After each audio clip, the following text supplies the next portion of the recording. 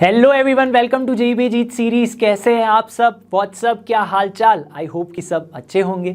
मैं हूं Deepak from Learno Hub, a free learning platform जहां पे आप पढ़ सकते हैं maths, chemistry, physics, biology absolutely for free only at learnohub.com।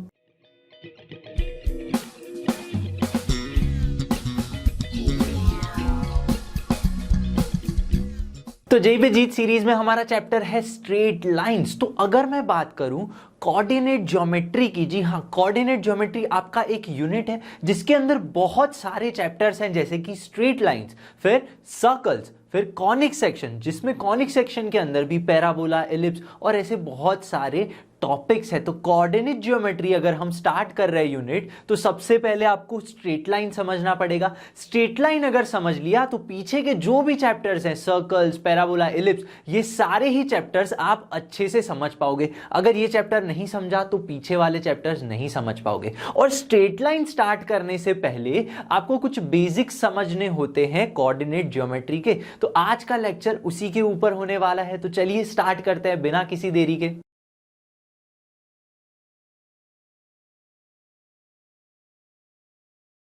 तो जो हमारा चैप्टर है स्ट्रेट लाइंस, वो पार्ट है कोऑर्डिनेट ज्योमेट्री का। तो सीधा हम स्ट्रेट लाइंस नहीं पढ़ेंगे, मैंने पहले ही बताया। सबसे पहले हम बेसिक्स पढ़ेंगे। किसके बेसिक्स पढ़ेंगे? कोऑर्डिनेट ज्योमेट्री के, जिसमें सबसे पहले हम सीखेंगे कोऑर्डिनेट सिस्टम क्या है। ठीक है, दो टाइप की सिस्टम है वो पढ़ेंगे, distance formula and section formula, जो आप ऑलरेडी सीख चुके हो 10th में। अच्छे से इसको यहां भी करेंगे क्लियर आपके लिए। ठीक है, सेंट्रॉइड, इन सेंटर और एक्स सेंटर की हम बात करने वाले हैं। यहां पे सीधा मेंस के मैं क्वेश्चन सॉल्व करवाने वाला हूं। ठीक है, तो सबसे पहले समझते हैं कार्टेशियन कोऑर्डिनेट सिस्टम क्या है। कोऑर्डिनेट सिस्टम को समझते हैं सबसे पहले। भाई कोऑर्डिनेट सिस्टम ये कहता है आप किसी पॉइंट को बताना चाहो तो यूनिकली उसको डिफाइन कर सकते हो। कैसे? गूगल मैप्स, रियल लाइफ की बात करते हैं। आप क्या करते हो, एक डेस्टिनेशन डालते हो और जहां पे आप हो, आपकी लोकेशन है, उस लोकेशन से उस डेस्टिनेशन तक जाने की कोशिश करते हो। गूगल मैप आपको रास्ता बता देता है। ठीक है, अब वो अलग अलग रास्ते बताता है, लेकिन आप पहुंचोगे तो उसी पॉइंट पे। हाँ भाई, बात तो क्लियर है। तो वहां पे क्या यूज होता है? कोऑर्डिनेट्स ही तो यूज होते हैं। तो अगर मैं मैथ्स की बात करूं, इस तरह से कार्टेशियन प्लेन की बात करूं 2D के अंदर, तो आपको क्या इमेजिन करना है? एक एक्स एक्सिस है, एक वाई एक्सिस है, जहां पे आपको एक फिक्स पॉइंट हमारा ओरिजिन 0,0 लिखना है। मान लीजिए मुझे कोई पॉइंट P पे जाना है। कहां जाना है? पॉइंट P पे जाना है, जिसके कोऑर्डिनेट्स हैं x, y। तो मैं कैसे पहुंचूंगा? कैसे मैं पहुंचूंगा? आपको हमेशा हॉरिजॉन्टल एक्सिस के अलोंग ट्रैवल करना है, फिर वर्टिकल एक्सिस के अलोंग ट्रैवल करना है। ऐसे ही आप उस कहां तक पहुंच सकते हो? उस पॉइंट तक पहुंच सकते हो। तो क्लियरली मैं ऐसे जा सकता हूं। यहां से अगर मैं x डिस्टेंस हॉरिजॉन्टली चला जाऊं और y डिस्टेंस मैं ऐसे चला जाऊं, तो मुझे मेरा पॉइंट मिल जाएगा, yes, P X comma Y. तो ये जो डिस्टेंस है वो क्या बताता है? ये जो डिस्टेंस है, हॉरिजॉन्टली मैं गया तो देखिए मैं क्या कर रहा हूं, मैं ये वाई एक्सिस से कुछ इस तरफ जा रहा हूं। तो जो मेरा एक्स डिस्टेंस है या एक्स कोऑर्डिनेट है, वो क्या कहना चाहता है? देखो मैंने क्या किया, डिस्टेंस फ्रॉम वाई एक्सिस। देखो यहां पे क्या है, ये वाई एक्सिस से मैं एक्स डिस्टेंस चला गया तो मुझे एक्स कोऑर्डिनेट मिल रहा है। तो एक्चुअली ये जो डिस्टेंस फ्रॉम वाई एक्सिस है वो है क्या? वो आपका एक्स कोऑर्डिनेट है, वो एक्स कोऑर्डिनेट है। यस, सिमिलरली देखो मैंने क्या किया, ऐसे वर्टिकली गया ऊपर। y पॉइंट बताना है अगर, तो मैं ऐसे वर्टिकली जाऊंगा, लेकिन मैं कर क्या रहा हूं, मैं x एक्सिस से दूर जा रहा हूं। मतलब distance from x axis is nothing but y point है आपका। देखो तो distance from x axis is nothing but y coordinate. Yes, ये बात क्लियर होनी चाहिए। अब देखो x कोऑर्डिनेट को एब्सिसा कहते हैं, y कोऑर्डिनेट को ऑर्डिनेट कहते हैं। ये सारी चीजें आप ऑलरेडी प्रीवियस स्टैंडर्ड में पढ़ चुके हो। ये सिर्फ आपकी क्या करने के लिए, यस, अगेन आपको रीथिंक करने के लिए भी। ये सारी चीजें भूल नहीं गए हो, देख लो यहां पे। ठीक है, तो देखो point on the x axis क्या होता है? Point on x axis, y point होगा ही नहीं, तो इसीलिए हमेशा एक्स पॉइंट एक्स होगा और 0 पॉइंट हो जाएगा वाई कोऑर्डिनेट। क्या हो जाएगा? वाई कोऑर्डिनेट 0 हो जाएगा। इसी तरह अगर मैं वाई एक्सिस की बात करूं तो एक्स कोऑर्डिनेट कैसा हो जाएगा? 0 हो जाएगा। ऐसा हम सीख चुके हैं ऑलरेडी। तो ये तो हो गई कार्टेशियन कोऑर्डिनेट सिस्टम, जो आपको अच्छे से पता ही है। ठीक है, इसमें कुछ नया और नहीं है। नया क्या है आपके लिए? Yes, polar coordinate system. Polar coordinate system कैसे काम करती है वो समझते हैं। तो पोलर कोऑर्डिनेट सिस्टम क्या है भाई, नया क्या है इसमें? सबसे पहले तो कोऑर्डिनेट सिस्टम जो है, मैंने बताया आपको कि एक यूनिक पाथ आपको बताता है, यानी एक यूनिक वे जिससे मैं किसी पॉइंट को डिफाइन कर सकूं।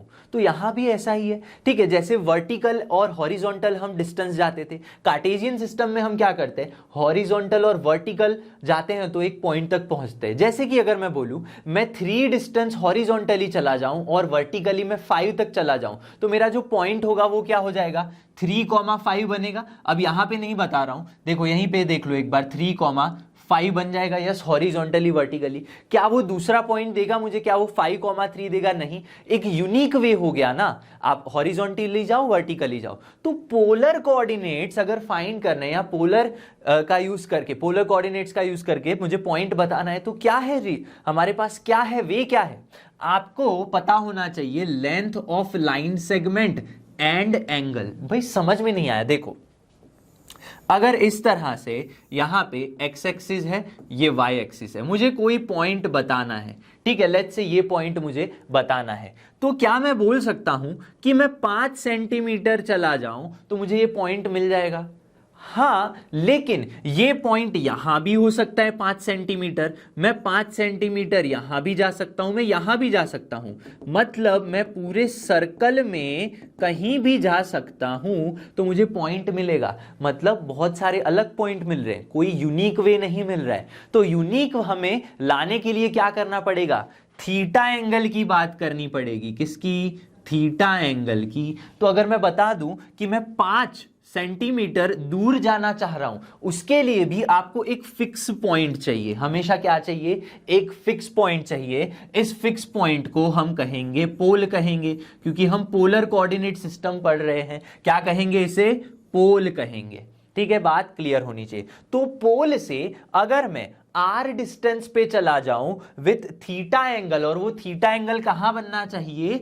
x एक्सिस पे बनना चाहिए, x एक्सिस के साथ उसका एंगल थीटा बनना चाहिए। तो मैं यूनिक वे में yes point p r comma theta को रिप्रेजेंट कर सकता हूं। जैसे मैं बताना चाहूं 5 कॉमा π/6, π/6 यानी 30 डिग्री। अब एक चीज याद रखो, आप जो ये थीटा ले रहे हो वो होना चाहिए रेडियन में, ठीक है, रेडियन में आपको डिफाइन करना होता है।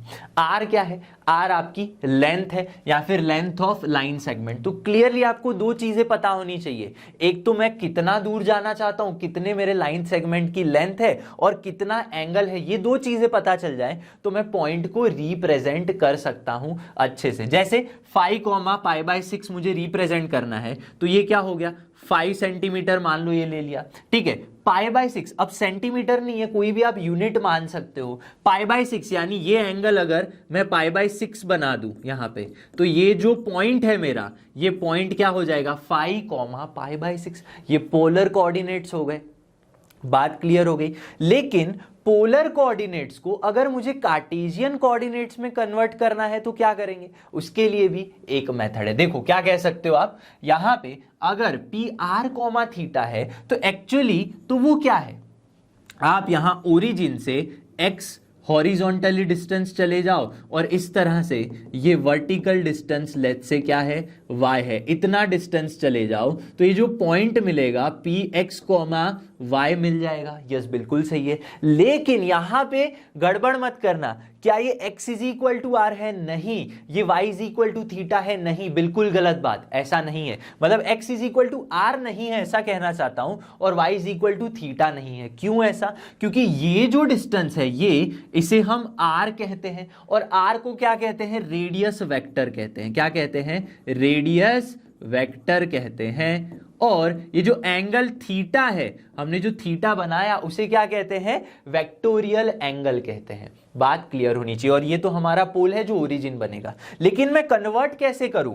x is not equal to r, because r तो ये है और x तो आपका हॉरिजॉन्टल डिस्टेंस है, ठीक है। और y क्या है? y तो आपका वर्टिकल है, लेकिन यहाँ पे थीटा तो आपका एंगल है, तो ये इक्वल नहीं है। लेकिन अगर मैं फाइंड करना चाहूं तो कर सकता हूं। इसका मतलब अगर मुझे पी आर कॉमा थीटा में से, पोलर कोऑर्डिनेट्स में से कार्टेशियन कोऑर्डिनेट्स में जाना है, ठीक है, पोलर में से कार्टेशियन में जाना है अगर, तो क्या करेंगे हम एक फॉर्मूला लगाएंगे, साइन कॉस। यस, हम लगाएंगे फॉर्मूला। देखो यहां पे कॉस थीटा अगर मैं बनाना चाहूं तो क्या होगा, बेस अपॉन परपेंडिकुलर, यानी x इज इक्वल टू क्या मिल जाएगा, r cos थीटा मिल जाएगा। Similarly y is equal to क्या मिल जाएगा, r sin थीटा मिल जाएगा। साइन कॉस की फॉर्मूला याद कर लो, बस हो गया। तो मैं क्या कर सकता हूं, x is equal to r cos theta put कर दो, मतलब अगर मेरे पास r है और थीटा है तो r पुट करो, cos थीटा पुट करो, x मिल जाएगा। सिमिलरली r है, sin थीटा पुट करो, y मिल जाएगा।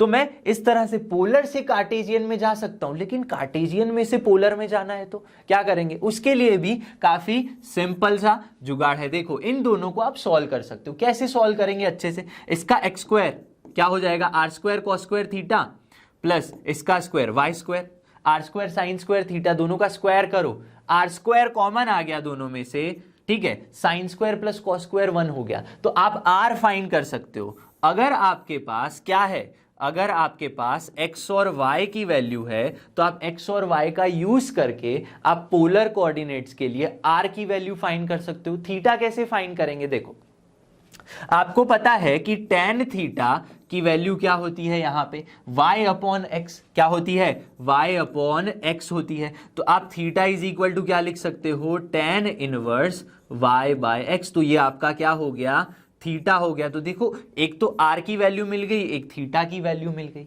तो आप दोनों ही कन्वर्जन, इंटर कन्वर्जन कर सकते हो, कार्टेशियन और पोलर कोऑर्डिनेट सिस्टम में पॉइंट्स को आप कन्वर्ट कर सकते हो।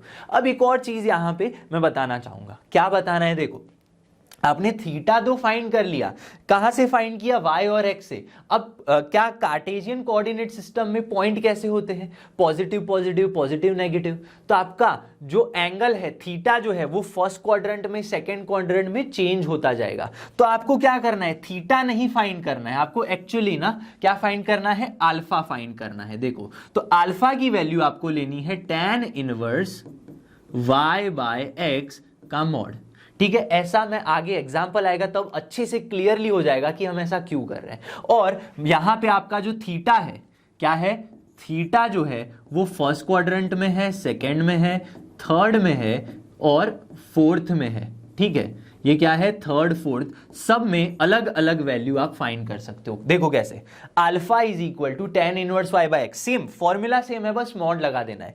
थीटा अगर आपका फर्स्ट क्वाड्रेंट में, फर्स्ट क्वाड्रेंट में कैसे पता चलेगा, एक्स वाई जो है वो प्लस प्लस प्लस माइनस उस तरह से आप पता कर लो। फिर फर्स्ट क्वाड्रेंट में है तो थीटा की वैल्यू अल्फा ही होने वाली है, ठीक है। सेकेंड क्वाड्रेंट में अगर आपका पॉइंट प्लस प्लस नहीं है, क्या है, माइनस प्लस है, ठीक है। सेकेंड क्वाड्रेंट में है तो आपकी वैल्यू होगी पाई माइनस अल्फा।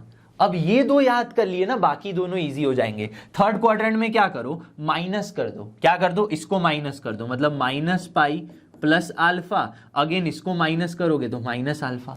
तो इस तरह से अगर आपको थीटा फाइंड करना है तो पहले तो अल्फा फाइंड करना पड़ेगा, फिर क्वाड्रेंट चेक करना है, क्वाड्रेंट के बाद ये वैल्यूज पुट कर दोगे तो आपको मिल जाएगा। अभी भी कुछ बच्चों को लग रहा होगा कि ऊपर से जा रहा है, लेकिन एग्जाम्पल करेंगे तो अच्छे से समझ में आ जाएगा। सो फर्स्ट क्वेश्चन देखते हैं, यहां पे बोला गया है फाइंड द कार्टेशियन कोऑर्डिनेट्स, मतलब जो गिवन है वो क्या है, जो गिवन है दैट इज पोलर कोऑर्डिनेट्स।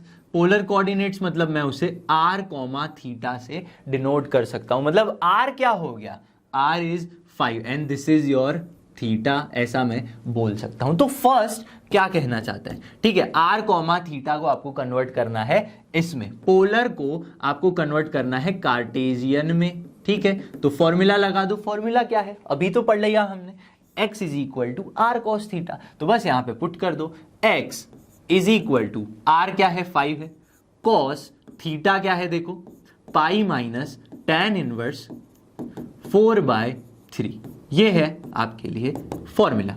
अब इसको लगाएंगे कैसे, ट्रिग्नोमेट्री भाई, बहुत ही easy. cos pi minus theta क्या होता है, minus cos theta, second quadrant आ रहा है, ठीक है। तो माइनस का cos थीटा क्या है आपके पास, tan इनवर्स 4/3। अब tan इनवर्स को अगर मुझे निकालना है तो क्या करेंगे हम, जी हाँ, हम tan इनवर्स को cos इनवर्स में कन्वर्ट करेंगे, जिससे cos cos कैंसल हो जाए अल्टीमेटली। अब tan 4/3 है तो तीसरी साइड क्या होगी, 5 होगी, 3 4 5, पाइथागोरस ट्रिपलेट है। तो अल्टीमेटली देखो क्या मिलेगा, -5 cos of cos inverse 3 upon में 5। अब बाकी सारे बच्चे सोचेंगे डायरेक्ट कैसे किया, कुछ नहीं, परपेंडिकुलर अपॉन बेस, तो कॉस में क्या होता है, बेस अपॉन हाइपोटेनस, हाइपोटेनस 5 होगी, तो ये देखो आ गया 3/5। So cos inverse cos cancel हो गया, तो -5 3/5 अल्टीमेटली आ गया -3। तो एक्स कोऑर्डिनेट मिल गया, हमें क्या मिल गया, एक्स कोऑर्डिनेट। सिमिलरली हम क्या कर सकते हैं, वाई कोऑर्डिनेट फाइंड कर दो, आर साइन थीटा पुट करके, चलिए फाइंड करते हैं। तो यहाँ पे y इज इक्वल टू क्या होगा, r sine theta, r is 5, sine theta तो सेम ही है, पाई माइनस tan इनवर्स क्या हो जाएगा 4/3। तो अल्टीमेटली इसको हम डायरेक्ट लिख लेंगे, साइन पाई माइनस थीटा क्या होता है भाई, साइन थीटा ही होता है, ठीक है। सेकेंड क्वाड्रेंट में आपको यही मिलेगा, साइन थीटा, 5 साइन थीटा, लेकिन थीटा जो है tan इनवर्स 4/3, इसको मैं सीधा साइन में कन्वर्ट कर दूं, यस कर दो, तो sine inverse perpendicular upon hypotenuse, तो परपेंडिकुलर 4 हाइपोटेनस 5 हो गई, साइन और साइन इनवर्स चला गया, तो 5 इंटू 4/5 अल्टीमेटली क्या मिल गया, 4 मिल गया। तो y की वैल्यू क्या आ गई, 4 आ गई। तो x और y कोऑर्डिनेट मिल गए 3,4। तो देखो हमने क्या कर दिया, r, थीटा को कन्वर्ट कर दिया x और y कोऑर्डिनेट्स में, ठीक है। तो -3,4 आ गए वैल्यूज, -3,4, ठीक है। तो ये r थीटा इक्वल्स टू -3,4 नहीं है, ठीक है, ये r is equal to x cos theta है, r is equal to x cos theta. क्या मैं सही बोल रहा हूं कि गलत बोल रहा हूं, नहीं मैं गलत बोल रहा हूं, क्यों, क्योंकि r की वैल्यू तो r ही है ना, उसकी जगह हम x और y लेके आए हैं, x की वैल्यू r cos थीटा है, r की वैल्यू r cos थीटा नहीं है, ठीक है। तो पोलर को हमने कन्वर्ट कर दिया किसमें, कार्टेशियन में। तो ये एक चीज हमारी सॉल्व हो गई। अब क्या है देखो, पोलर को कन्वर्ट करना है, पोलर को नहीं कन्वर्ट करना है भाई, आपको जो कार्टेशियन गिवन है उसको पोलर में कन्वर्ट करना है। तो चलिए उसे कन्वर्ट करते हैं। तो क्वेश्चन 2 में यहां पे क्या है, -2, -2, मतलब ये क्या है, x, y आपके कार्टेशियन कोऑर्डिनेट्स हैं। तो अगर मुझे क्या फाइंड करना है, r, थीटा फाइंड करना है, तो कैसे करेंगे, कुछ नहीं, बहुत ही सिंपल है, फॉर्मूला लगा दो। कहां गई भाई फॉर्मूला, ये रही, देखो यहां पे हमने ऑलरेडी सीखी है, r² is equal to x² plus y²। तो यहां पे बस पुट कर दो x² प्लस y² का रूट, व्हाट इज x, -2 का स्क्वायर, -2 का स्क्वायर 4, 4, 8, अल्टीमेटली निकालोगे तो 2√2 आपका आंसर आ जाएगा। r मिल गया। थीटा के लिए मैंने क्या बताया, अब आपको जो ये वाला पॉइंट था ना, अब अच्छे से समझ में आएगा। देखो मैं क्या कहना चाहता हूं, आपको थीटा नहीं, आपको अल्फा फाइंड करना है सबसे पहले, ठीक है। तो alpha is equal to tan inverse y/x का मॉड। अब देखो tan इनवर्स आप पुट करो, tan इनवर्स -2/-2, ठीक है। तो क्या हो जाएगा, अल्टीमेटली आपको 1 मिलेगा, ठीक है। तो 1 तो किसके लिए होता है, π/4 के लिए होता है। अब आपका जो एंगल है क्या वो π/4 है, नहीं वो π/4 नहीं है, क्योंकि ये अल्फा है। देखो क्यों ऐसे मैं बोल रहा हूं, आपकी जो x और y की वैल्यू है वो कैसी है, दोनों ही नेगेटिव, मतलब ये क्या है, थर्ड क्वाड्रेंट में है, theta is in third quadrant. Third quadrant में जब थीटा होता है तो क्या करोगे आप, यस यहां पे देखो -π प्लस अल्फा कर देना है, हमें क्या करना है, -π प्लस अल्फा π/4 कर दोगे तो अल्टीमेटली आपको थीटा मिल जाएगा -3π/4। तो ये एंगल हो गया इस तरह से, तो -3π/4 आपका फाइनल आंसर है। तो आपको हमेशा अल्फा ही फाइंड करना है, फिर क्वाड्रेंट में आपको चेक कर लेना है, और क्वाड्रेंट चेक करने के लिए ये 4 चीजें आपको पता होनी चाहिए, अल्फा, पाई माइनस अल्फा, फिर बस नेगेटिव लगा दो, यहां पे नेगेटिव लगाओ ये मिल गया, यहां पे नेगेटिव लगाओ फोर्थ क्वाड्रेंट मिल गया, एकदम क्लियर होना चाहिए। तो ऐसे आप कुछ नहीं, बहुत ही इजी, x² y² और थीटा की फॉर्मूला लगा के इंटर कन्वर्जन कर सकते हो। प्रॉब्लम नंबर 2 है यहाँ पे, if a point P √3,1 is rotated bye 45 degree. दो चीजें यहां पे समझ में आनी चाहिए आपको कि √3,1 जो है क्लियरली एक कार्टेशियन कोऑर्डिनेट है। तो इसको सबसे पहले क्या करेंगे, इस तरह से लिखेंगे x एक्सिस y एक्सिस, तो √3 कहीं यहां पे होगा, ठीक है, और 1 कहीं यहां पे होगा, ठीक है। तो आपका √3,1 पॉइंट यहां पे होने वाला है, this is your point P। Yes बिल्कुल सही बात है। तो मैंने क्या किया, मैं x हॉरिजॉन्टली गया, √3 डिस्टेंस हॉरिजॉन्टली गया और 1 डिस्टेंस वर्टिकली गया, तो मुझे ये पॉइंट मिला है ओरिजिन से, ठीक है, जिसको मुझे कन्वर्ट करना पड़ेगा। अब क्यों? क्योंकि आपको यहाँ पे डिग्री की बात है। अब डिग्री को मैं क्या करूंगा, यहाँ पे रेडियन की ही बात करेंगे, क्योंकि आपको एंगल की बात की है, तो एंगल में हम क्या करते हैं, पोलर कोऑर्डिनेट्स की बात करते हैं, ठीक है। तो उसको क्या करना है, ओरिजिन से एंटी क्लॉकवाइज डायरेक्शन में घुमाना है, मतलब इस तरफ घुमाना है। कितना डिग्री? 45 डिग्री घुमाना है, ठीक है, रिफ्लेक्टेड अबाउट एक्स एक्सिस, मतलब घुमा के फिर उसका रिफ्लेक्स जो पॉइंट है उसके कोऑर्डिनेट्स, न्यू पॉइंट के कोऑर्डिनेट्स आपको फाइंड करने हैं, वो भी कार्टेशियन फॉर्म में। मतलब आपको एंगल में जाना है, एंगल के लिए इस पोलर को, इस पोलर नहीं, इस कार्टेशियन को कन्वर्ट करना पड़ेगा आपको आर कॉमा थीटा में। आर कॉमा थीटा मतलब क्या? Polar coordinates. तो देखो यहां पे आपको अगर कन्वर्ट करना है आर में, तो कैसे करेंगे? This is your X value, this is your Y value, मतलब R is equal to X square plus Y square, 3 + 1 is equal to 4, मतलब अल्टीमेटली 2 आ गया। मतलब ये जो लेंथ है आपकी आर, ये कितनी आ गई? 2 आ गई। What is this? R is equal to 2। और ये जो एंगल है हमें फाइंड करना पड़ेगा, कैसे मिलेगा?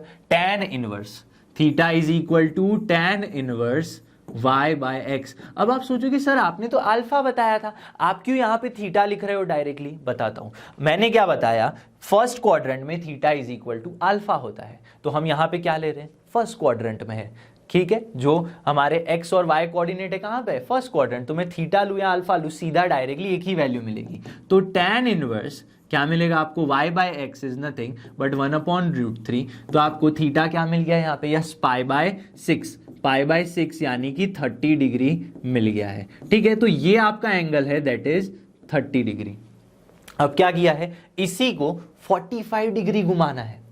अगर मैं इस लेंथ को मैं 45 डिग्री घुमा रहा हूं तो लेंथ तो सेम रहेगी, मतलब आर जो है वो तो सेम ही रहेगा। अगर घुमाने पे चेंज क्या होगा? आपका थीटा चेंज हो जाएगा अल्टीमेटली। तो चलिए थीटा को चेंज करके हम लिखते हैं कि आप उसको कैसे रिप्रेजेंट कर सकते हो। देखो आप यहां पे इसको घुमाओ 45 डिग्री, अब टोटल एंगल क्या बनेगा? देखो यहां पे इस तरह से आप घूमते हुए यहां आ गए। अब इसका अगर आप बहुत और पॉइंट्स पे घुमाने के लिए बोले आपको, तो आपको कोई भी पॉइंट मिल सकता है। मान लो 100 डिग्री है तो आप यहां पे घूम जाओगे, 180 डिग्री है तो ऐसे घुमाओगे। तो आप कहीं भी पॉइंट लग सकते हो और इस तरह से यहां पे एंगल चेंज कर सकते हो अगर क्वेश्चन में चेंज किया जाए तो मैंने 45 डिग्री घुमाया। अब यहां से ओरिजिन से 45 डिग्री नहीं घुमाना है, जो ऑलरेडी था वहां से 45 डिग्री घुमाना है टोटल। लेकिन हम क्या करते हैं, हम तो एक्चुअल में पूरा टोटल डिस्टेंस लेते हैं। जब थीटा फाइंड करते हैं तो टोटल एंगल लेते हैं, तो अल्टीमेटली टोटल एंगल क्या होगा आपका? 75 डिग्री होगा। तो क्लियरली ये जो पॉइंट है आर कॉमा थीटा, जो समझो न्यू पॉइंट बना आपका क्यू, जो क्या है? आर कॉमा थीटा है, जहां पे आर की वैल्यू जो लेंथ है लाइन सेगमेंट की वो तो सेम हो गई, लेकिन जो एंगल है वो बदल गया। बदल के क्या हो गया? 75 डिग्री। तो 2,75 डिग्री आपको क्यू पॉइंट मिला। लेकिन आपको क्या बोला है? नया पॉइंट जो है कार्टेशियन फॉर्म में होना चाहिए। तो इस आर कॉमा थीटा को अगेन कन्वर्ट करना पड़ेगा एक्स कॉमा वाई में, ठीक है। तो एक्स की वैल्यू क्या होगी यहाँ पे? एक्स कॉमा वाई अगर आपको फाइंड करना है तो क्या पुट कर दोगे आप? आर कॉस थीटा और आर साइन थीटा। यस, बिल्कुल सही बात है। अब आप सोचोगे सर हम तो यहाँ पे रेडियन में लिखते हैं, लेकिन समझने के लिए आपको अच्छे से समझ में आए इसीलिए मैंने 75 डिग्री रखा है, ठीक है। तो बस यहाँ पे पुट कर दो, आर की वैल्यू तो 2 ही है, cos 75 डिग्री, cos 75 डिग्री और 2 sin 75 डिग्री, ठीक है। अगर आप चाहो तो इसको कैसे सॉल्व कर सकते हो? अगर 75 डिग्री की वैल्यू याद नहीं है, ट्रिग्नोमेट्री अगर अच्छे से नहीं याद है, तो क्या करोगे आप? इसको स्प्लिट कर दो, यानी 45 डिग्री और क्या करोगे? Yes, 30 degree. कॉस की वैल्यू क्या करोगे? कॉस की वैल्यू फाइंड करने के लिए कॉस की फॉर्मूला लगा दो, कॉस अल्फा कॉस बीटा ऐसे करके। लेकिन मुझे याद है तो मैं लिख लूंगा, कॉस 75 डिग्री की वैल्यू होती है √3 - 1/2√2, ठीक है। और यहां पे दूसरी जो वैल्यू है साइन 75 डिग्री, दैट इज √3 + 1/2√2, ये लग गया, ठीक है। तो यहां पे क्या मिला आपको? √3 - 1/2√2, ठीक है। 2 तो चला गया तो सिर्फ √2 मिला हमें। तो यहां पे क्या होगा? 2 अगेन चला गया तो √3 + 1/2 √2 मिल गया। तो ये पॉइंट मिल गए x, y, किसके लिए? ये Q पॉइंट के लिए मिले। लेकिन मुझे तो बच्चों क्या पूछा गया है, मुझे तो यहां पे देखो क्या बोला है, anti clockwise direction and then reflected about x axis, reflected about y axis नहीं, एक्स एक्सिस के रिफ्लेक्शन में इसको फाइंड करना है। मतलब ये वाला जो पॉइंट है वो नीचे लेके आना है मुझे अल्टीमेटली, यानी ये पॉइंट इस तरह से रिफ्लेक्ट करके यहां पे क्यू डैश बना देगा। तो मुझे तो उसके कोऑर्डिनेट्स चाहिए। तो लेकिन अगर आपको पता है यहां पे पॉइंट 3,1 है, लेट्स से 3,1 है, तो नीचे वाला पॉइंट क्या होगा? लगाओ दिमाग, एक्स कोऑर्डिनेट तो वही रहेगा क्योंकि एक्स की वैल्यू तो यहां पे चेंज होगी नहीं, नीचे जाएगा तो y की वैल्यू चेंज होगी, लेकिन रिफ्लेक्शन है तो लेंथ सेम रहेगी, पॉजिटिव का नेगेटिव हो जाएगा। बात मेरी समझ में आ रही है? मान लो ये मिरर है, यहां पे कोई पॉइंट है 1,2, ठीक है, तो इतना जो वर्टिकल डिस्टेंस है नीचे भी वर्टिकल डिस्टेंस ही रहेगा, और जो x कोऑर्डिनेट है, ठीक है, हमारा वो तो सेम रहेगा, सिर्फ y कोऑर्डिनेट की वैल्यू पॉजिटिव से नेगेटिव हो जाएगी। ठीक है, इसीलिए मैंने क्वाड्रेंट में प्लस प्लस और आपको क्या पढ़ाया था, प्लस माइनस स्टार्टिंग में हमारी फर्स्ट स्लाइड। ठीक है, तो यहाँ पे और कुछ नहीं होगा, जो आपका q डैश होगा यहाँ पे x डैश y डैश वो हो जाएगा आपका √3 -1 अपॉन √2 कॉमा ये पूरी वैल्यू नेगेटिव हो जाएगी, मतलब -√3 -1 अपॉन √2, कुछ नहीं है इसमें। तो ये हैशटैग थोड़ा अच्छा खासा हैशटैग, आप जेई लेवल का क्वेश्चन इसको मान सकते हो। ठीक है, तो ऐसे आपको पोलर में से कार्टेशियन, कार्टेशियन में से पोलर, तो हमने किया वही है। देखो पहले कार्टेशियन था, पोलर में लेके गए, पोलर में से कार्टेशियन में लेके आए, फिर उसने बोला लॉजिक लगाओ, तो हम वापस रिफ्लेक्ट करके हमारा जो कोऑर्डिनेट्स थे उसको लेकर आ गए। तो ऐसे क्वेश्चंस आपसे पूछे जाते हैं। तो अब है हमारा डिस्टेंस फॉर्मूला, जो आप ऑलरेडी 10th में अच्छे से पढ़ चुके हो। अगर आपके पास दो पॉइंट्स है इस तरह से, let's say point P x1 y1 and point Q यहां पे x2 y2, तो आप क्या कर सकते हो, इन दोनों का डिस्टेंस क्या होगा, √x2 - x1 whole square y2 - y1 whole square. किसी को प्रूफ चाहिए तो दे देते हैं। देखो ये डिस्टेंस कितना है, यहां से यहां तक x horizontal distance that is x1, yes बिल्कुल सही बात है। और ये पूरा डिस्टेंस कितना है, यस ये पूरा डिस्टेंस हॉरिजॉन्टली, देखो ये x कोऑर्डिनेट है इसका, मतलब ये x2 हो गया। तो टोटल डिस्टेंस में से इतना डिस्टेंस माइनस कर दूं तो मुझे ये मिलेगा x2 - x1, यस क्लियर सी बात है। अब यहां पे देखो ये डिस्टेंस क्या है, y1 है, ये टोटल डिस्टेंस, ऐसे वर्टिकली जाऊंगा तो ये टोटल डिस्टेंस क्या है, y2 है इस तरह से। लेकिन मुझे इस ट्रायंगल की ही बात करनी है जो इस तरह से 90 डिग्री बना रहा है, तो ये डिस्टेंस क्या होगा, y2 - y1 हो जाएगा।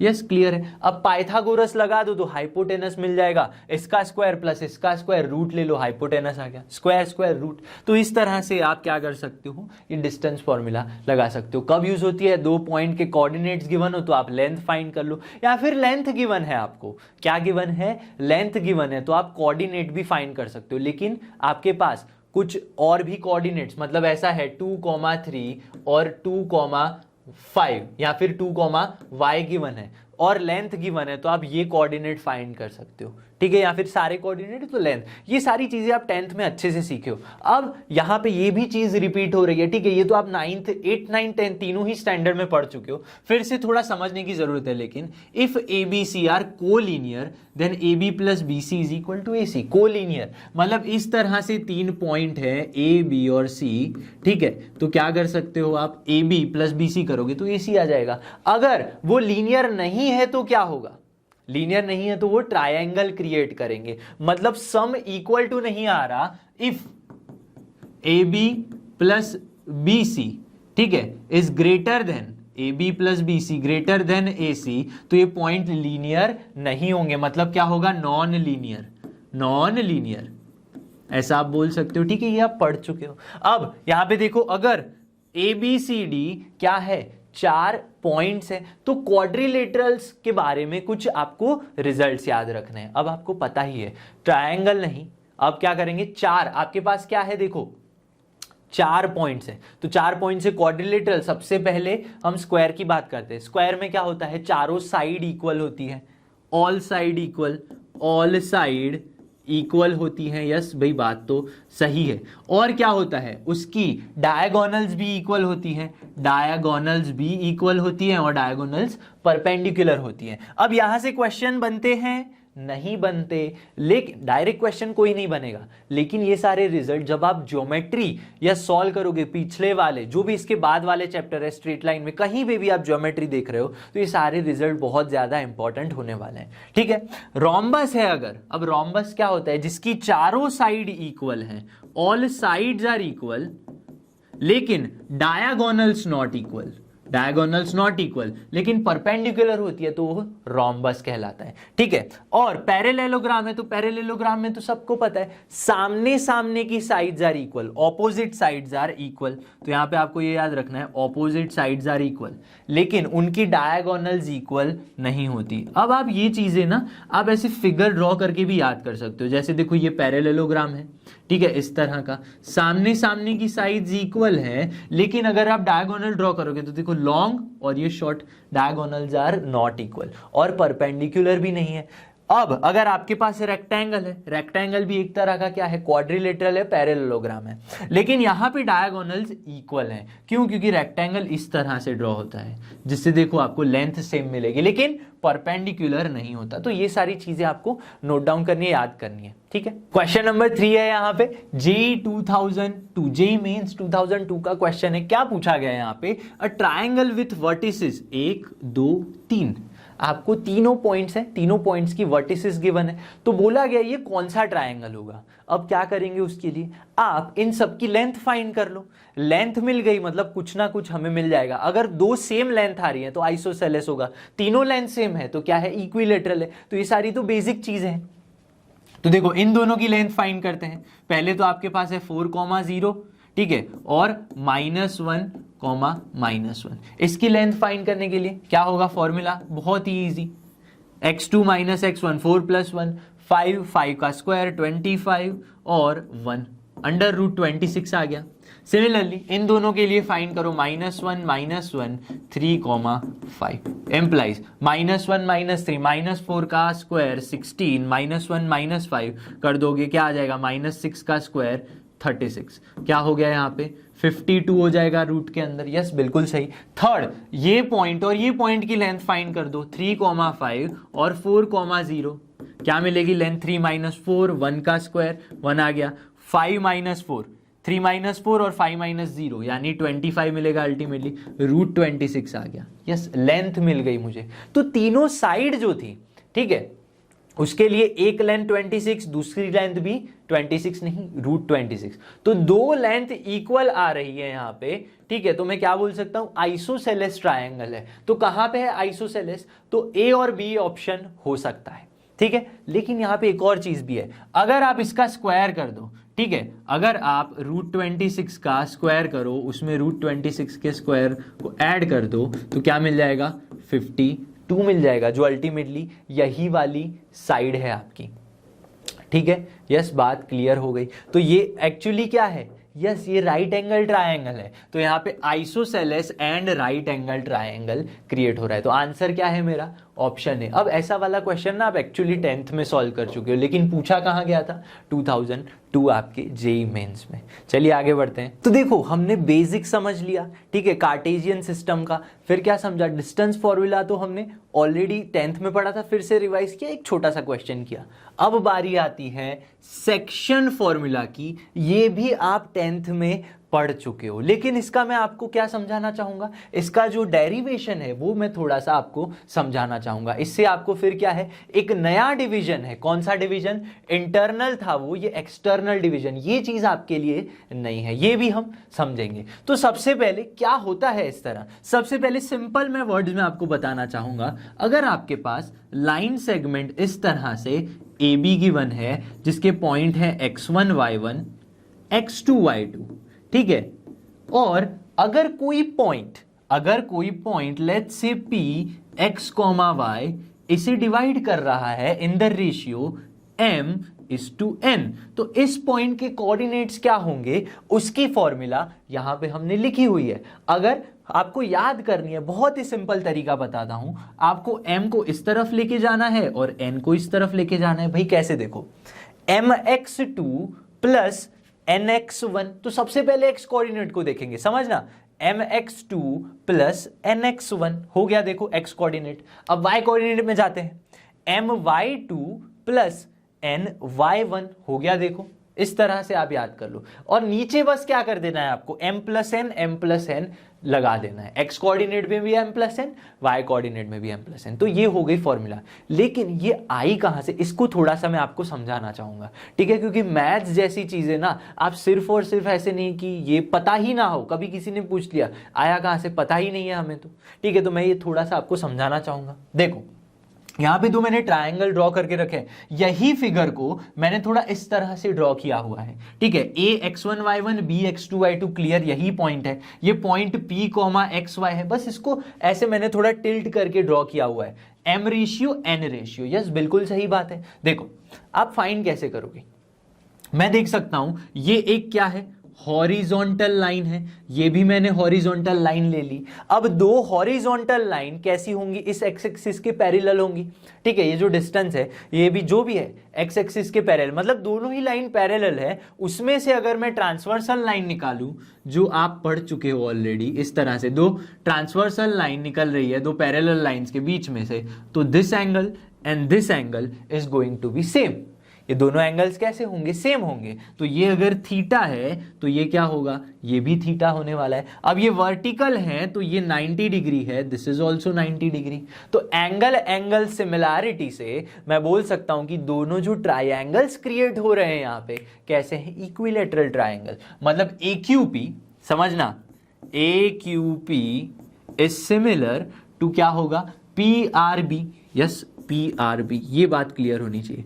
अब एंगल एंगल से मैंने सिमिलैरिटी तो बता दी, तो सिमिलर है अगर ट्रायंगल्स तो दोनों की कॉरस्पॉन्डिंग साइड्स के रेशियो भी कैसे होंगे, सिमिलर है। तो देखो अगर मैं AQ अपॉन PR ले लूं, AQ अपॉन क्या ले लूं मैं, PR ले लूं, तो आपको क्या मिलेगा, आप उसके बदले लिख सकते हो इस तरह से, क्या लिखोगे, AP अपॉन PB, ऐसे आप लिख सकते हो, यस AP अपॉन PB। लेकिन AP और PB की वैल्यू क्या है, M और N है, तो M बाय N लिख लिया मैंने। ये कहां से आया, सिमिलैरिटी 9th 10th में पढ़ चुके हो, ठीक है, सिमिलैरिटी ऑफ ट्राइंगल। अब समझो ये हो गया। अब AQ और PR मिल जाए तो मतलब M इंटू M और N मिल जाएगा। अब देखो AQ कैसे मिलेगा, AQ के लिए ये डिस्टेंस x1 है इतना, दिस इज योर x1, ठीक है। ये पूरा Q के लिए इतना पूरा डिस्टेंस यहां से यहां तक का क्या है, x डिस्टेंस है टोटल यहां से यहां तक का। तो x माइनस x1 कर दूं तो इतना डिस्टेंस मिलेगा, यस। तो ये डिस्टेंस जो है that is x minus x1। Clear है, हाँ भाई क्लियर है। तो यहां पे पुट कर दो x माइनस x1 अपॉन में PR क्या है, समझो, दिस इज योर PR। ये पूरा डिस्टेंस, ठीक है, R की बात करूं पूरा यहां तक, क्या कर रहे हैं हम, y से, ये कितना दूर है पॉइंट, y एक्सिस से x2 डिस्टेंस जितना दूर है, और ये पॉइंट क्या है, y एक्सिस से x जितना डिस्टेंस दूर है। तो ये एक्चुअल क्या होगा, ये x2 माइनस x डिस्टेंस होगा। हाँ भाई बात तो सही है, ये इतना डिस्टेंस तो यही होगा। तो देखो PR की वैल्यू भी मिल गई हमें, x2 माइनस x हो गया, तो m अपॉन n आ चुका है। तो बस इसको मल्टीप्लाई कर दो इस तरफ, तो nx minus nx1 is equal to mx2 minus mx, ठीक है। क्या करो यहां पे आप mx को इस साइड लेके आ जाओ, तो x कॉमन आ गया, m प्लस n मिल जाएगा, तो आपको क्या मिलेगा, mx2 प्लस nx1 मिल गया। तो अल्टीमेटली अगर आप इसको सॉल्व करोगे तो देखो क्या मिल गया, x की वैल्यू मिल गई, m प्लस n वहां चला गया, mx2 प्लस nx1 अपॉन में m प्लस n। तो जैसे मैंने यहां पे हॉरिजॉन्टल डिस्टेंस की बात की, अगर मैं यहां पे वर्टिकल डिस्टेंसेस की बात करता तो मैं x नहीं, मैं y कोऑर्डिनेट लेके आ सकता था। तो जैसे x लाए वैसे ही आप y भी लेके आ सकते हो। तो इस तरह से देखो x और y कोऑर्डिनेट्स जो पॉइंट डिवाइड कर रहा है उसके आप फाइंड कर सकते हो। लेकिन हम क्या करेंगे, व्हाट इज माय रिकमेंडेशन कि आप याद कर लो, लेकिन ये बताना जरूरी था। 10th में भी बच्चे नहीं समझते, सीधा बस रट के आ जाते हैं फॉर्मूला, ठीक है। अब यहां पे एक और बात, ये रेशियो m/n था, अगर मैं रेशियो को बदल दूं, किस टाइप का रेशियो कर दूं, ठीक है। अगर मेरे पास पॉइंट है इस तरह से, again A B, again x1 y1 x2 y2, वहां पे m/n रेशियो था, लेकिन मैं 1:1 रेशियो रखूं, दोनों सेम रेशियो सेम, मतलब ये और ये टोटली, अल्टीमेटली मैं कहना चाहता हूं कि ये एक मिड पॉइंट बन जाएगा। 1:1 रेशियो है, इसका मतलब ये डिस्टेंस सेम है, ये डिस्टेंस सेम है, ये मिड पॉइंट बनेगा। तो मिड पॉइंट की फॉर्मूला क्या है? x1 + x2/2 y1 + y2/2। ठीक है, तो मिड पॉइंट के कोऑर्डिनेट्स की फॉर्मूला हो गई। अब ये कहां से आया? कुछ नहीं, हमने जो सेक्शन फॉर्मूला रखी ना, यहां पे देखो 1 1 पुट कर दो, तो 1 करोगे तो x2, 1 करोगे तो x1, 1 + 1 2 आ गया। Yes, x1 + x2/2 y1 + y2/2। तो ये हो गई मिड पॉइंट की फॉर्मूला। तो सेक्शन फॉर्मूला पढ़ा, लेकिन ये किसके लिए था? Internal division. भाई इंटरनल डिवीजन क्या है? P डिवाइड्स AB इन इंटरनली। देखो इसका मतलब P पॉइंट क्या था? A और B के बीच में अंदर की तरफ था, तो ये वाली फॉर्मूला है। लेकिन मानो मेरा P बाहर हो, देखो इस तरह से, अगर A और B यहां पे है और मेरा P बाहर है, तो रेशियो इस तरह से है। अगर आपके पास ये डिस्टेंस है m और ये है आपके पास n, तो उसका जो रेशियो होगा वो कुछ इस तरह से होगा। तो इसे एक्सटर्नल डिवीजन कहते हैं। इसको समझते हैं थोड़ा अच्छे से। तो जैसा कि हमने देखा, ये जो पॉइंट P है, जो इसको क्या कर रहा है? यस, रेशियो में डिवाइड कर रहा है m/n, m/n। उसको कैसे लिखोगे आप? ये पूरा m है, तो AP में PB लिखोगे आप। तो यहां पे एक और चीज निकल के आती है कि अगर AP/PB यानी कि m/n, ये कैसा है समझना बड़े ध्यान से। AP/PB अगर ग्रेटर देन 1 है, यानी AP की वैल्यू क्या है? AP की वैल्यू PB से ज्यादा है, तो आपका जो डिवाइडिंग पॉइंट होगा, जो रेशियो में इसको डिवाइड कर रहा है, वो पॉइंट कहां पे होगा? Which implies P is right to A। मतलब जो पॉइंट है आपका A इनिशियल, उससे राइट की तरफ होगा। इससे क्या होगा? अल्टीमेटली हमेशा ये जो P का, A से P का डिस्टेंस है, हमेशा वो PB से बड़ा ही होने वाला है। ठीक है, तो उसकी जो फॉर्मूला है, ठीक है, कोऑर्डिनेट फाइंड करने की, अगर आपको px, y फाइंड करना है, तो आप ये फॉर्मूला लगाओ। कुछ चेंज नहीं है, सिर्फ बीच में माइनस है, थोड़ा सा ही चेंज है। ठीक है, मैंने बोला कुछ चेंज नहीं है, इसका मतलब ये काफी सिमिलर है। ठीक है, चेंज तो है लेकिन कैसा है? सिमिलर है। mx2 प्लस क्या था? यस, nx1 था और m + n था, यहां पे बस माइनस लगा दो, तो एक्सटर्नल, यस, एक्सटर्नल डिवीजन की फॉर्मूला आपको मिल जाएगी। एक और चीज, यहां पे अगर AP/PB क्या है? लेस देन 1 है, तो P कैसा होगा? P is left to A, left to A। इसका मतलब मैं ड्रॉ करके समझाता हूं, देखो कैसे। AP की वैल्यू हमेशा कैसी है? PB से लेस है, तो A है, दिस इज योर B। तो ऐसा कब होगा? ऐसा पॉसिबल कब है?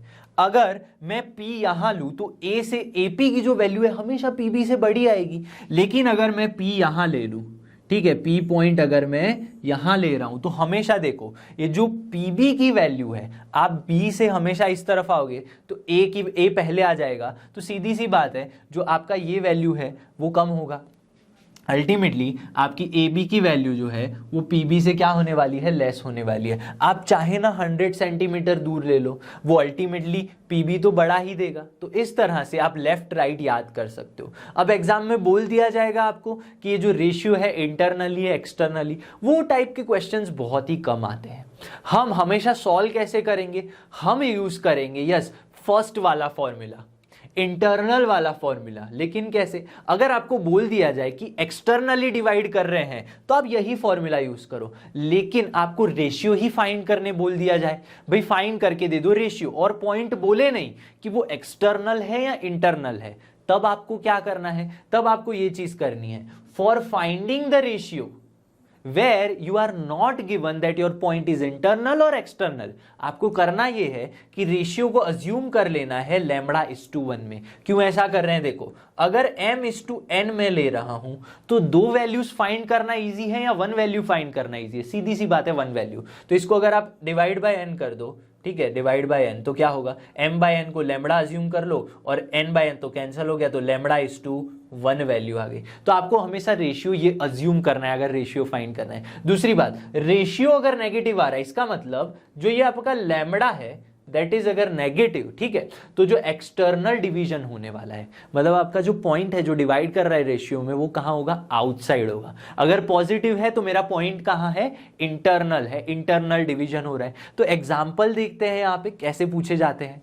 फोर्थ क्वेश्चन है यहाँ पे, find the coordinates of the point dividing the join of, join of मतलब ए और बी के पॉइंट को ज्वाइन कर लेना है आपको। पॉइंट ए क्या है 1, -2 और पॉइंट बी क्या है 4, 7, ठीक है। और यहां पे जो आपकी लाइन है कुछ इस तरह से होगी, इसको ज्वाइन कर लो, ये ए पॉइंट हो गया, ये आपका बी पॉइंट हो गया। अब कोई पॉइंट इसको डिवाइड कर रहा है इन द रेशियो 1:2, 1:2 रेशियो में डिवाइड कर रहा है, तो आपको करना कुछ नहीं है, यहां से इस तरफ जाना है और यहां से इस तरफ जाना है और एक्स और वाई कोऑर्डिनेट फाइंड करने हैं। अब देखो ये बोला गया है क्लियरली कि इंटरनली, यस, पॉइंट जो है वो इंटरनली डिवाइड कर रहा है, इसीलिए मैंने क्या किया, पॉइंट को यहाँ पे इंटरनली रख लेते हैं, let's say P X comma Y, ठीक है। अगर एक्सटर्नली बोला होता तो फॉर्मूला अलग यूज करते। एक्स की वैल्यू क्या होती है, एक्स कोऑर्डिनेट की mx2, समझना ये वैल्यू जो है 1 × 4 हो जाएगा, तो 4 × 1 प्लस nx1 2 × 1 अपॉन में m + n 1 + 2 हो गया। y कोऑर्डिनेट क्या होगा my2 यानी कि 1 × 7 plus ny1 2 × -2 2 × -2 upon m + n 1 + 2 हो गया। तो देखो x कोऑर्डिनेट हो गया 4 + 2 6/3, 6/3 is 2, x = 2 मिल गया।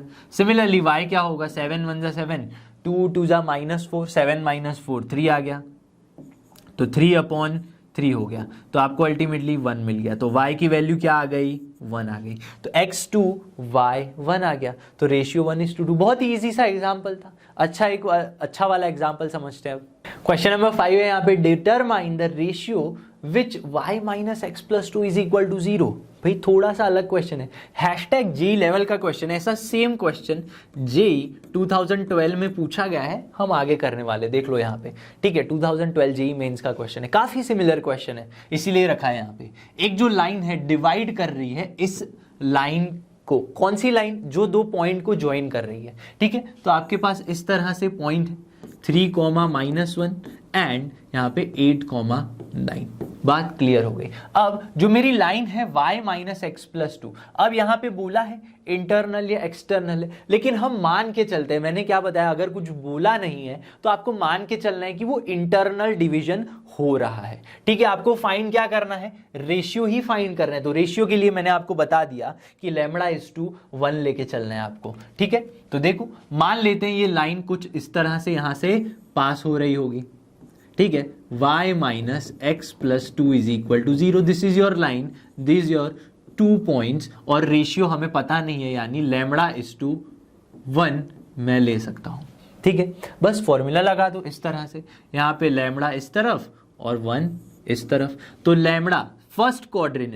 फर्स्ट कोऑर्डिनेट यानी x कोऑर्डिनेट क्या होगा इस पॉइंट का, mx2 + nx1 यानी λ × 8 × λ प्लस में 1 × 3 यानी 3 अपॉन में λ + 1, ठीक है। और y कोऑर्डिनेट क्या होगा λ/2 यानी 9 λ प्लस 1 × -1 यानी -1 अपॉन λ + 1। x और y कोऑर्डिनेट मिल गए, यस बिल्कुल मिल गए। क्या करेंगे यहाँ पे, इन दोनों को सिंप्लीफाई कर सकते हैं हम, ठीक है। लेकिन यहाँ पे देखो सिंप्लीफाई अगर मैं करने गया, मेरे पास ना x की वैल्यू है, ऐसे देखा जाए आपको कोई वैल्यू नहीं है, ये कोऑर्डिनेट्स आ गए। मेरे पास एक और चीज अच्छी गिवन है, क्या गिवन है, देखो यहाँ पे मुझे एक लाइन गिवन है, इसका मतलब ये जो x के ये वाले जो कोऑर्डिनेट है इस लाइन पे ही होंगे, मतलब इस लाइन पे है, तो इस इक्वेशन को क्या करेंगे, सेटिस्फाई करेंगे। इसका मतलब ये अगर x और y की वैल्यू मैं इस इक्वेशन में पुट कर दूं, यानी कि y - x + 2 में पुट कर दूं, तो ये सेटिस्फाई करेंगे इस इक्वेशन को, यस। तो क्या हो जाएगा, देखो y की वैल्यू 9 λ -1 अपॉन λ + 1, ठीक है, माइनस में x की वैल्यू 8 λ + 3 अपॉन में λ + 1, ठीक है, ब्रैकेट के अंदर है, दिस इज क्या बचा लास्ट में +2 = 0, ठीक है। तो क्या हो जाएगा 9 λ -1 -8 λ -3 प्लस में ये एलसीएम ले लो, यानी 2 λ + 2 = 0 हो गया। देखो क्या मिलेगा आंसर, 9 - 8 क्या हो गया, 1 λ + 2 λ यानी 3 λ हो गया, -1 - 3 क्या हो गया, -4 +2, -4 + 2 यानी -2 इज इक्वल टू 0, मतलब 3 लैम्बडा इज इक्वल टू -2। तो हमें यहाँ पे लैम्बडा की वैल्यू मिल जाएगी 2/3। अब लैम्बडा कैसा है यहाँ पे, लैम्बडा इज पॉजिटिव, ये क्या है, पॉजिटिव मिला, तो लैम्बडा इज टू 1 हमारा रेशियो था, इसका मतलब 2/3:1 इज रिक्वायर्ड रेशियो, यानी 2:3 इज रेशियो।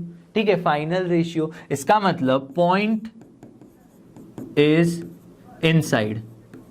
ठीक है, क्योंकि पॉजिटिव आ रहा है यानी इंटरनल डिवीजन है। ये कैसा डिवीजन है, इंटरनल डिवीजन है। अगर नेगेटिव आता तो क्या बोलते आप, एक्सटर्नल डिवीजन है। बात क्लियर होनी चाहिए। क्वेश्चन नंबर 6 है, यहाँ पे काफी सिमिलर क्वेश्चन है प्रीवियस क्वेश्चन के, और जेईई मेंस 2012 का क्वेश्चन है। ठीक है, एक लाइन है passes through the point which divides the line segment. इसका मतलब ये दो पॉइंट है। ठीक है, इस तरह से आपको गिवन है दो पॉइंट्स 1,1 एंड 2,4। यहां से एक लाइन पास हो रही है और ये जो पॉइंट है वो उस लाइन को, इस लाइन को डिवाइड कर रहा है, मतलब इस लाइन सेगमेंट को डिवाइड कर रहा है इन द रेशियो 3:2। इस लाइन का इक्वेशन गिवन है 2x + y = k। बस क्लियर बात हो गई। पिछले क्वेश्चन में क्या था, हमने लैम्बडा और 1 लैम्बडा इज टू 1 यानी रेशियो अज्यूम किया था। यहाँ पे रेशियो ऑलरेडी गिवन है, तो आप इस पॉइंट के क्या कर सकते हो, coordinates let's say px, y find कर सकते हो। तो px, y क्या होगा भाई, इस तरह से 3 इस तरफ और 2 इस तरफ, तो 3 × 2 6, और क्या मिलेगा mx2 + nx1, 2 1 = 2 और 3 + 2 5 हो गया। यहाँ पे my2 3 4 3 = 12 प्लस ny1 यानी 2 1 = 2 अपॉन 3 + 2 5 हो गया। ये 2 है, ठीक है, 2 है, एकदम क्लियर होना चाहिए। 6 + 2 8/5 हो गया, यहाँ पे ये 14/5 हो गया, मतलब पॉइंट मिल गया आपको। ठीक है, ये क्या है 14/5 x, y। ये पॉइंट जो है इस लाइन पे लाई कर रहा है, तो इस इक्वेशन को क्या करेगा, सेटिस्फाई करेगा। मतलब 2 × व्हाट इज x, 8/5, 8/5 प्लस में क्या है y की वैल्यू इज 14/5, 14/5। तो आपको k की वैल्यू मिल जाएगी। काफी सरल सा क्वेश्चन है। ठीक है, 8 × 2 = 16 प्लस 14 कितना हो जाएगा 30 अपॉन में 5 = k। तो k की value is nothing but 6, k की वैल्यू 6 हो गई। यहाँ पे k इज 6, यस गिवन है, k ही तो फाइंड करना था। तो काफी सिमिलर क्वेश्चन था। तो इस टाइप के क्वेश्चन बोले जाते हैं। ठीक है, बहुत ही कम, इंटरनल डिवीजन है, एक्सटर्नल डिवीजन है, रेशियो फाइंड कर दो, ऐसे सिंपल क्वेश्चन नहीं पूछते, कुछ इस तरह से घुमा फिरा के क्वेश्चन पूछे जाते हैं। क्वेश्चन नंबर 7 है यहाँ पे, P12Q46R57 कुछ 4 पॉइंट्स गिवन है, क्वाड्रिलेटरल की बात चल रही है। मैंने क्वाड्रिलेटरल्स के कुछ आपको रिजल्ट बता दिए, पैरेललोग्राम, स्क्वायर, ये सारी चीजें पता होनी चाहिए। आज the vertices of parallelogram PQRS, भाई पैरेललोग्राम की बात है। ठीक है, तो आप ड्रॉ करोगे पैरेललोग्राम PQRS कुछ इस तरह से। ठीक है, PQR एंड S, सारे पॉइंट्स जो हैं गिवन लिख लेते हैं, 1 2 4 6, 1 2 4 6, फिर क्या गिवन है 5 7 and AB, so 5 7 and A, B। आपको फाइंड क्या करना है, इस जो 4th पॉइंट है हमारे पास उसके कोऑर्डिनेट्स फाइंड करने। काफी सिंपल सा क्वेश्चन है वैसे तो। देखो हमें पता है कि ऑपोजिट साइड्स कैसी होती हैं, इक्वल होती है। तो क्या मैं लेंथ फाइंड करना चाहता हूं, नहीं, मैं इस तरह से सोच सकता हूं, अगर मैं डायगोनल ड्रॉ करूं, यहां पे क्या करूं मैं, अगर डायगोनल ड्रॉ करूं तो ये जो पॉइंट है, अब एक चीज भी होती है, क्या ये दोनों डायगोनल्स इक्वल है, नहीं, लेकिन एक और चीज है कि जो पॉइंट है दोनों का मिड पॉइंट है। एक्चुअली ये दोनों एक दूसरे को कहां इंटरसेक्ट करती हैं, मिड पॉइंट में। तो मिड पॉइंट की तो हमें फॉर्मूला पता है। ठीक है, तो अगर मैं PR की बात करूं, लेट्स से ये पॉइंट क्या है, M है, mid point M x, y। तो mid point M x, y अगर फाइंड करना है तो क्या करेंगे, इन दोनों x1 + x2/2, 5 + 1/2, और क्या हो जाएगा 7 + 2 9/2, तो 6/2 यानी 3 और 9/2, मिड पॉइंट मिल गया। लेकिन यही जो मिड पॉइंट है ये S और Q, SQ का भी मिड पॉइंट है, also mid point of SQ, mid point of SQ। तो ये बात क्लियर हो गई। ठीक है, तो अगर SQ का मिड पॉइंट है, मिड पॉइंट है, एक और पॉइंट है, तो मैं ये वैल्यूज फाइंड कर सकता हूं। देखो कैसे, तो यहां पे आपके पास है फॉर्मूला, x कोऑर्डिनेट क्या होता है, x1 + x2 यानी a + 4/2, यस, और y कोऑर्डिनेट क्या है आपके पास, 9/2 है, मिड पॉइंट का y कोऑर्डिनेट इज 9/2, ठीक है। तो 9/2 हो गया, तो इसके लिए b + 6/2 करोगे आप, b + 6/2, इसको सॉल्व कर लो तो क्या होगा, 3 2 6 -4, a की वैल्यू 2 आ गई, एंड सिमिलरली यहाँ पे 2 2 कैंसिल हो गया, b की वैल्यू क्या आ गई, 3 आ गई। तो a is 2, b is 3, so a is 2, b is 3 कहाँ पे है, option c is my final answer. तो देखो कोऑर्डिनेट ज्योमेट्री है, ठीक है, या फिर स्ट्रेट लाइन है, कोई भी आगे आने वाले चैप्टर है, इन चैप्टर्स की खासियत क्या है, आपकी इमेजिनेशन कितनी अच्छी है, आप फिगर ड्रॉ कैसे कर सकते हो, ठीक है, सारी चीजें फिगर्स पे ही डिपेंडेंट है, ठीक है। 99% चीजें, पूरा जो कोऑर्डिनेट ज्योमेट्री है, सब कुछ कहाँ पे डिपेंड है, आप फिगर कैसे ड्रॉ करते हो, उसको अप्रोच कैसे करते हो, ठीक है, आपको देख के कौन सी चीजें, कौन से रिजल्ट याद आते हैं, वो ज्यादा इंपॉर्टेंट है। कैलकुलेशन बहुत ज्यादा नहीं है, आपका लॉजिक यहाँ पे बहुत ज्यादा काम करेगा। फिगर देख के आपके माइंड में क्या आ रहा है, उससे ही आप कोई भी क्वेश्चन सॉल्व कर सकते हो। एक काफी इंपॉर्टेंट रिजल्ट है अब, ठीक है। देखो क्या बोलता है ये रिजल्ट, कि अगर कोई पॉइंट P है वो AB को इंटरनली और कोई पॉइंट Q उसी AB को एक्सटर्नली डिवाइड कर रहा है, यानी और जो रेशियो भी है वो भी सेम है। इसका मतलब ये देखो, फिगर से समझते हैं, मैंने आपको पहले ही बताया figure is most important in your this geometry का यूनिट, ठीक है। देखो कोई आपके पास इस तरह से लाइन सेगमेंट AB है, ठीक है, यहां पे पॉइंट P के कोऑर्डिनेट्स में अगर फाइंड करता हूं m/n रेशियो का यूज करके, अगेन उसी m/n रेशियो को यूज करके मैं इस तरह से एक्सटर्नल पॉइंट Q में अगर फाइंड कर रहा हूं, ठीक है, तो क्या होता है, ये जो P जो है और ये जो Q है वो एक दूसरे के क्या है, हार्मोनिक कॉन्जुगेट, हार्मोनिक कॉन्जुगेट, ऐसा ये हमारी एक रिजल्ट, इंपॉर्टेंट रिजल्ट कह रहा है। अब क्या ये इसका यूज है कुछ अच्छा सा, ऐसे तो कुछ यूज नहीं है, लेकिन क्वेश्चन चाहे तो यहां से बन सकता है, ठीक है। आप करोगे कि अगर आपके पास रेशियो है तो आप रेशियो का यूज करके सीधा सीधा पॉइंट फाइंड कर सकते हो, या फिर पॉइंट है तो रेशियो फाइंड कर सकते हो, ठीक है। लेकिन P और Q के बीच में एक्चुअली ये कहना क्या चाहता है, इस हार्मोनिक का मतलब क्या है वो समझते हैं। सबसे पहले अगर आपने इस AP को फाइंड किया, ये डिस्टेंस फाइंड किया, फिर आपने अगर AB फाइंड किया, फिर अगर आपने AQ फाइंड कर लिया, ये तीनों डिस्टेंस फाइंड कर लिए ना, तो अल्टीमेटली आपका जो AP है, AB है और ये जो AQ है, ये तीनों क्या होंगे, किस में होंगे, ये हार्मोनिक प्रोग्रेशन में होने वाले हैं। ये कहां समझे हम हार्मोनिक प्रोग्रेशन, हम समझे हैं सीक्वेंस एंड सीरीज वाले चैप्टर में, नहीं देखा है तो देख लेना। क्या है ये, हार्मोनिक प्रोग्रेशन है। अब हार्मोनिक प्रोग्रेशन है तो हमें पता है उसके जो रेसिप्रोकल हैं, उनके जो रेसिप्रोकल है वो क्या होंगे, AP में होंगे। तो AP के लिए तो हमें क्या है पता है, ABC अगर तीन क्या है भाई, अगर वो AP में है तो 2B is equal to A + C, तो इनके रेसिप्रोकल AP, तो 2B is equal to A + C, यही वाली फॉर्मूला लग रही है, ठीक है। तो बस लेंथ के लिए बताया गया है यहां पे कि ये एक दूसरे के क्या है, हार्मोनिक कंजुगेट है with respect to A and B, ठीक है। तो P और Q की ही बात है, A B की बात ही नहीं है। तो अगर मैं P के लिए पूछूं आपसे, P का हार्मोनिक कंजुगेट क्या होगा, अगर P इंटरनली है तो उसका हार्मोनिक कंजुगेट कहां होगा भाई, आउटसाइड, एक्सटर्नल में होगा। और अगर मैंने बोल दिया P एक्सटर्नल पॉइंट है तो उसका हार्मोनिक कंजुगेट कहां होगा, इंटरनल होगा। यहां से क्वेश्चन कैसे बनता है, चलिए देखते हैं एक एग्जांपल से।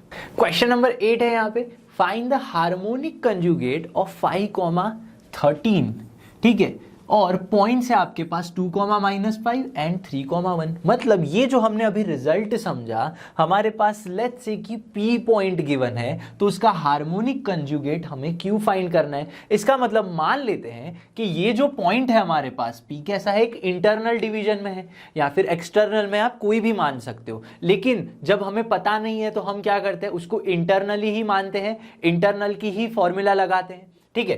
तो ये आपके पास पॉइंट हो गए 2, -5 और यहां पे पॉइंट है 3, 1। ये आपकी लाइन सेगमेंट है, ठीक है, और ये पॉइंट P है आपका 5, 13। एकदम क्लियर होना चाहिए, P x, y। हम क्या कर सकते हैं यहाँ पे, रेशियो फाइंड कर सकते हैं। रेशियो मिल गया तो उस रेशियो का यूज करके हम क्या करेंगे, इस q को फाइंड कर सकते हैं। अब वो इंटरनल होगा एक्सटर्नल होगा वो आगे पता चलेगा। ठीक है, तो समझते हैं यहाँ पे x कोऑर्डिनेट जो है दैट इज 5।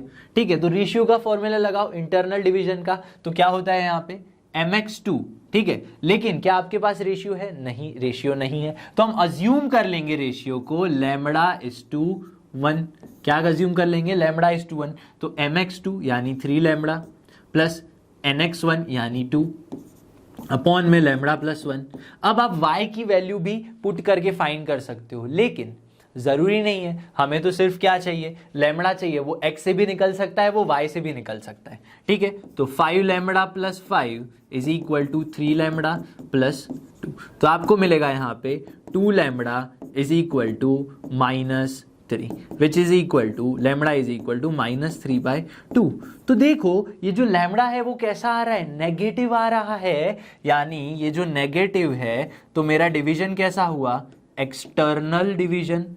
एक्सटर्नल डिवीजन मतलब ये मेरा जो पॉइंट है जो मैंने पहले क्या किया, यहां पे बीच में लिया, तो ये इंटरनल नहीं था, ये एक्सटर्नल पॉइंट था। अगर आपको पता ही करना है, पहले से ही पता कर लेना है, तो आप इसको ग्राफ पे पुट कर सकते हो। ठीक है, 2, -5 पॉइंट कहां आएगा, कुछ नीचे की तरफ आएगा, 3, 1 यहां ऊपर आएगा, -2, ये 2 -5, 3, 1 और 5, 13। ठीक है, तो क्लियरली मुझे पता चल रहा है 5, 13 कहाँ है, ऊपर की तरफ है। ठीक है, कंफ्यूज मत हो, बता देता हूं, यहाँ पे आपका 2, -5 होगा, यहाँ पे 3, 1 होगा, 5, 13 होगा, जो कहाँ पे है देखो external, this is your A, this is your B and this is your P x, y, जो 5, 13 है। तो पहले से ही अगर आप ग्राफिकली देखने जाओगे तो एक्सटर्नल मिल जाएगा, लेकिन यहां से भी पता चल रहा है तो एक्सटर्नल डिवीजन आ रहा है, तो लैम्बडा कैसा है, नेगेटिव। लेकिन हमें क्या करना है, अब जो आपका पॉइंट होगा Q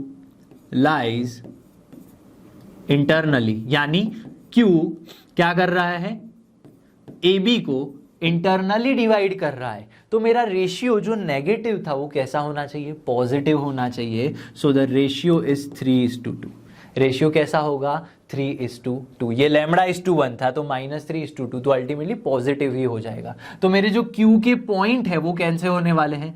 एक्स कोऑर्डिनेट क्या होगा आपका, अब देखो ये आपके A और B पॉइंट हो गए, कौन से हैं पॉइंट्स, 2, -5, 2, -5 और B पॉइंट है 3, 1।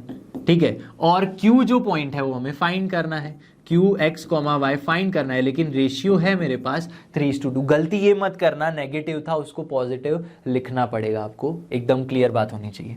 देखो तो 3:2 आ गया, तो 3 × 3 क्या हो गया, 9 हो गया, और 2 × 2 क्या हो गया, 4 हो गया।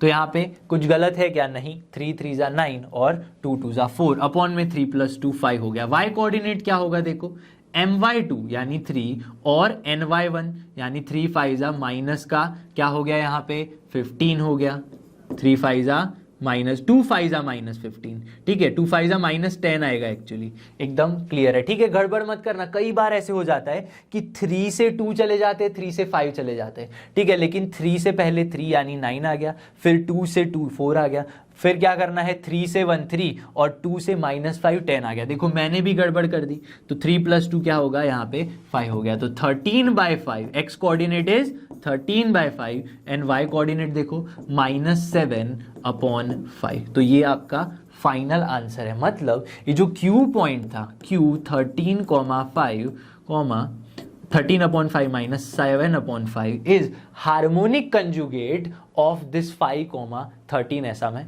बोल सकता हूं। So now our topic is triangle के कुछ पॉइंट्स। आप बोलोगे सर सेंट्रॉइड लिखा हुआ है, जी हाँ वही बात कर रहा हूं मैं।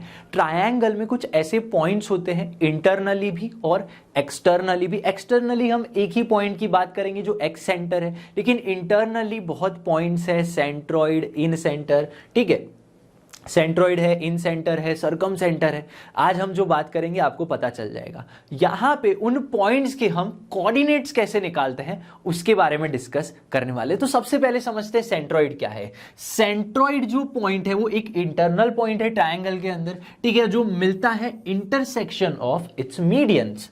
मीडियंस मतलब क्या, एक मान लो आपके पास ये जो वर्टेक्स बी है उसमें से आप ऐसा लाइन सेगमेंट ड्रॉ करोगे जो सामने वाली ऑपोजिट साइड्स के दो इक्वल पार्ट्स करेगा, उसे ही मीडियन कहते हैं। तो ये और ये पोर्शन कैसा होने वाला है, सेम होने वाला है। तो ऐसी तीनों ही मीडियंस का जो इंटरसेक्शन पॉइंट है दैट इज सेंट्रोइड। अगर फिजिक्स की भाषा में इसको मैं समझाना चाहूं आपके पास तो क्या होता है, मान लीजिए ये ट्रायंगल है, ये एक क्या है, इवनली डिस्ट्रीब्यूटेड इसका वेट है, तो उसका जो मास ऑफ सेंटर होगा, सेंटर ऑफ मास होगा, ठीक है, वही उसका सेंट्रॉइड होगा। तो ऐसे फिजिक्स में भी आप समझ सकते हो। लेकिन ये फॉर्मूला यहां पे जी का जो सेंट्रॉइड का क्या कहते हैं, डिनोट उसको जी से करते हैं। उसके एक्स जो भी कोऑर्डिनेट है, एक्स और वाई कोऑर्डिनेट, वो कैसे याद कर सकते हो आप, फॉर्मूला सीधा याद कर सकते हो बहुत ही इजी तरीके से। अगर ए x1 y1 है, बी x2 y2 है, second coordinate, third coordinate x3 y3 है, मतलब आपके पास 3 पॉइंट्स गिवन है ट्रायंगल के कोऑर्डिनेट्स, तो आप इजीली उसका क्या फाइंड कर सकते हो, सेंट्रॉइड फाइंड कर सकते हो। क्या करना है, x1 plus x2 plus x3/3 average ले लो, क्या कर लो, तीनों x कोऑर्डिनेट्स जो है तीनों की एवरेज ही है, y में भी वैसा है। लेकिन ये आया कहां से, इसका मैं एक प्रूफ समझेंगे, फिर बाकी के जो भी आपके पास है, ठीक है, इन सेंटर है, सरकम सेंटर है, एक्स सेंटर है, उसके कोई हम प्रूफ डिस्कस नहीं करेंगे, एक ही डिस्कस करेंगे। बाकी की प्रूफ जो है मैं आपको बता दूंगा कि ऐसे आप कर सकते हो, ठीक है। तो देखो सबसे पहले एक ट्रायंगल ड्रॉ करते हैं। यहां पे एक ट्रायंगल है आपके पास, a x1 y1, b x2 y2 and c x3 y3।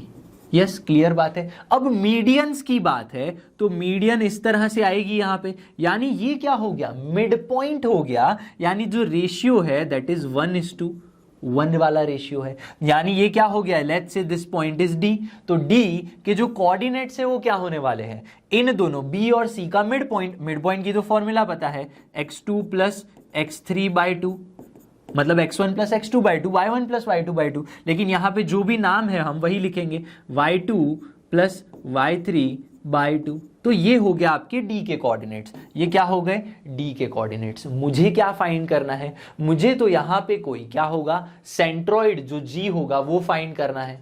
यहां पे सेंट्रॉइड g ही होगा। क्यों ऐसे मैं बोल रहा हूं, बाकी की जो लाइन है वो भी यहीं से पास होगी। अब सेंट्रॉइड जो है वो इसी लाइन पे कहीं होगा ना, लेट्स से कि वो यहां पे होगा, कहां होगा, यहां पे होगा जी आपका। अब एक और चीज मैंने यहां पे लिखी हुई है, जो सेंट्रॉइड है वो मीडियन को 2:1 में डिवाइड करना है, ये चीज आपको याद रखनी है, ठीक है, 2:1 में, यानी ये रेशियो क्या है, 2:1 वाला रेशियो है। तो यहां पे बस रेशियो की फॉर्मूला लगा दो इंटरनल डिवीजन की, ठीक है। तो ये जो पॉइंट है वो क्या हो रहा है, इस AD लाइन के लिए, AD के लिए 2:1 रेशियो है, तो इस तरह से मैं लिख सकता हूं 2:1 रेशियो, और पॉइंट है आपका x1 y1, और दूसरा पॉइंट है ये वाला x2 प्लस x3/2, और दूसरा है y2 प्लस y3/2।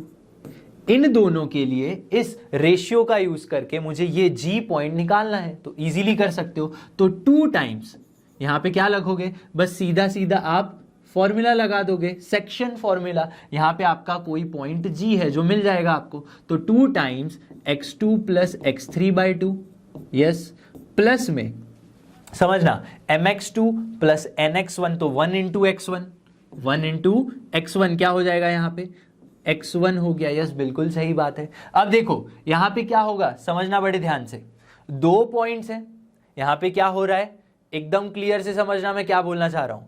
2 + 1 डिनोमिनेटर में क्या आएगा, 2 + 1 यानी 3 हो जाएगा, ठीक है। गड़बड़ क्या करते बच्चे पता है, यहां पे भी मिड पॉइंट लगा देते हैं, नहीं, जल्दी जल्दी में ये मिड पॉइंट लगाया, ऐसा नहीं होता। यहां पे y कोऑर्डिनेट क्या आएगा, my2, 2 times y2 plus y3/2, plus में 1y1 मतलब y1 अपॉन में m प्लस n यानी 2 + 1 यानी 3 ही हो गया। तो x कोऑर्डिनेट देखो 2 चला गया, x1 plus x2 plus x3/3 हो गया। सिमिलरली आप y कोऑर्डिनेट भी लिख सकते हो। ठीक है, ये क्या हो गया x कोऑर्डिनेट ऑफ g।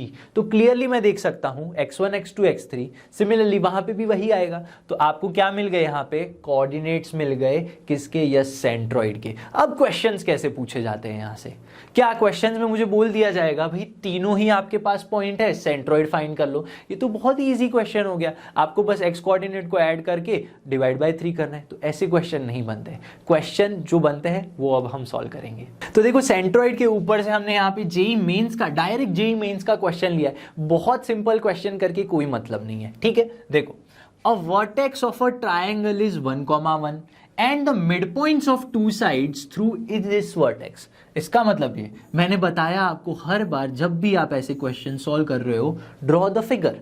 ठीक है, लेट्स से कि ये आपका 1,1 पॉइंट है। ठीक है, अब इसी वर्टेक्स में से बाकी की जो दो साइड्स है उसके मिड पॉइंट की बात की गई है, थ्रू दैट टू साइड्स उसके वर्टेक्स गिवन है मिड पॉइंट के। यानी कि यहां पे मान लो होगा -1,2 और यहां पे मान लो होगा 3,2। ये आपके पास पॉइंट है, क्लियर है। लेकिन मुझे फाइंड क्या करना है, सेंट्रॉइड। सेंट्रॉइड के लिए तो मुझे तीनों पॉइंट्स चाहिए। तीनों पॉइंट्स कैसे फाइंड करेंगे, देखो यहां पे ये मिड पॉइंट है तो आप ये पॉइंट फाइंड कर सकते हो। लेट्स से आपका ये ए बी और सी पॉइंट है। ठीक है, ये x1 x2 x1 y1, ये हो गया x2 y2 और ये हो गया x3 y3। ठीक है, ये दोनों के मिड पॉइंट हो गए। तो मिड पॉइंट थियरम पता है हमें क्या कहती है, -1 is equal to 1 + x2 1 + x2/2। Yes, तो क्या होगा यहाँ पे -2 -1।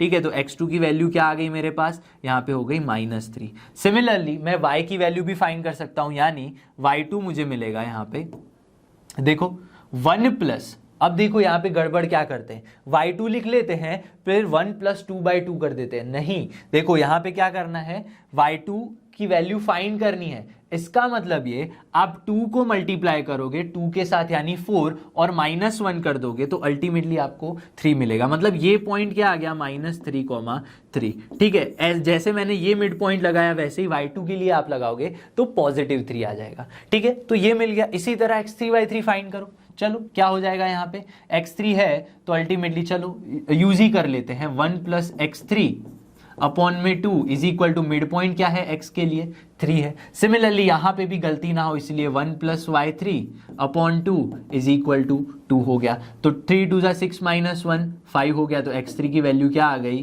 5 आ गई। सिमिलरली y3 क्या होगा, 2 2 4 -1 3, तो y3 क्या हो गया, 3 हो गया। तो 5 और 3 वैल्यूज आ गई दोनों की, सो 5 और 3 हो गया। तो अब देखो मेरे पास ए बी और सी दोनों हैं, तो हमने क्या किया, सीधा सीधा जेईई वालों ने नहीं बोला कि आपके पास वर्टिसेस ऑफ ट्रायंगल है, उन्होंने बोला मिड पॉइंट्स है। तो आपने क्या किया, बाकी के 2 फाइंड कर लिए, अब तीनों का एवरेज ले लो। ठीक है, तीनों का एवरेज लोगे, x और y कोऑर्डिनेट क्या आ जाएंगे, सेंट्रॉइड g के 1 + -3 + 5, 1 - 3 + 5 अपॉन में 3 और क्या आ जाएगा 1 + 3 + 3, 1 + 3 + 3 अपॉन में 3।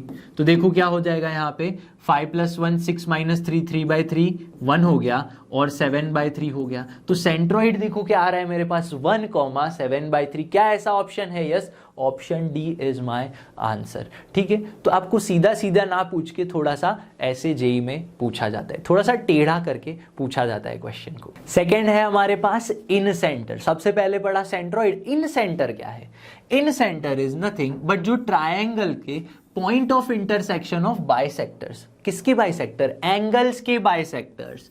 पहले क्या पढ़ा हमने, साइड की बात की थी, मीडियंस की बात की थी, अब एंगल की बात करेंगे। लेट्स से आपके पास कोई पॉइंट ए बी और सी है अगेन, और कोऑर्डिनेट्स है x1 y1 again x2 y2 and x3 y3। इस तरह के आपके पास कोऑर्डिनेट्स हैं। तो आप सीधा सीधा इन सेंटर फाइंड कर सकते हो, नहीं, यहां पे कुछ और चीज भी आपको डिटरमाइन करनी पड़ेगी। क्या, देखो ए के जो ऑपोजिट साइड होगी, ठीक है, उसको हम इस तरह से ए मानेंगे। ठीक है, हम फॉर्मूला की बात कर रहे हैं यहाँ पे। ठीक है, ये बी वर्टिसेस है तो उसके सामने वाली साइड को हम स्मॉल बी मानेंगे इस तरह से। ठीक है, और ये वर्टिस सी है तो उसके सामने वाली जो साइड है उसे स्मॉल सी मान लो।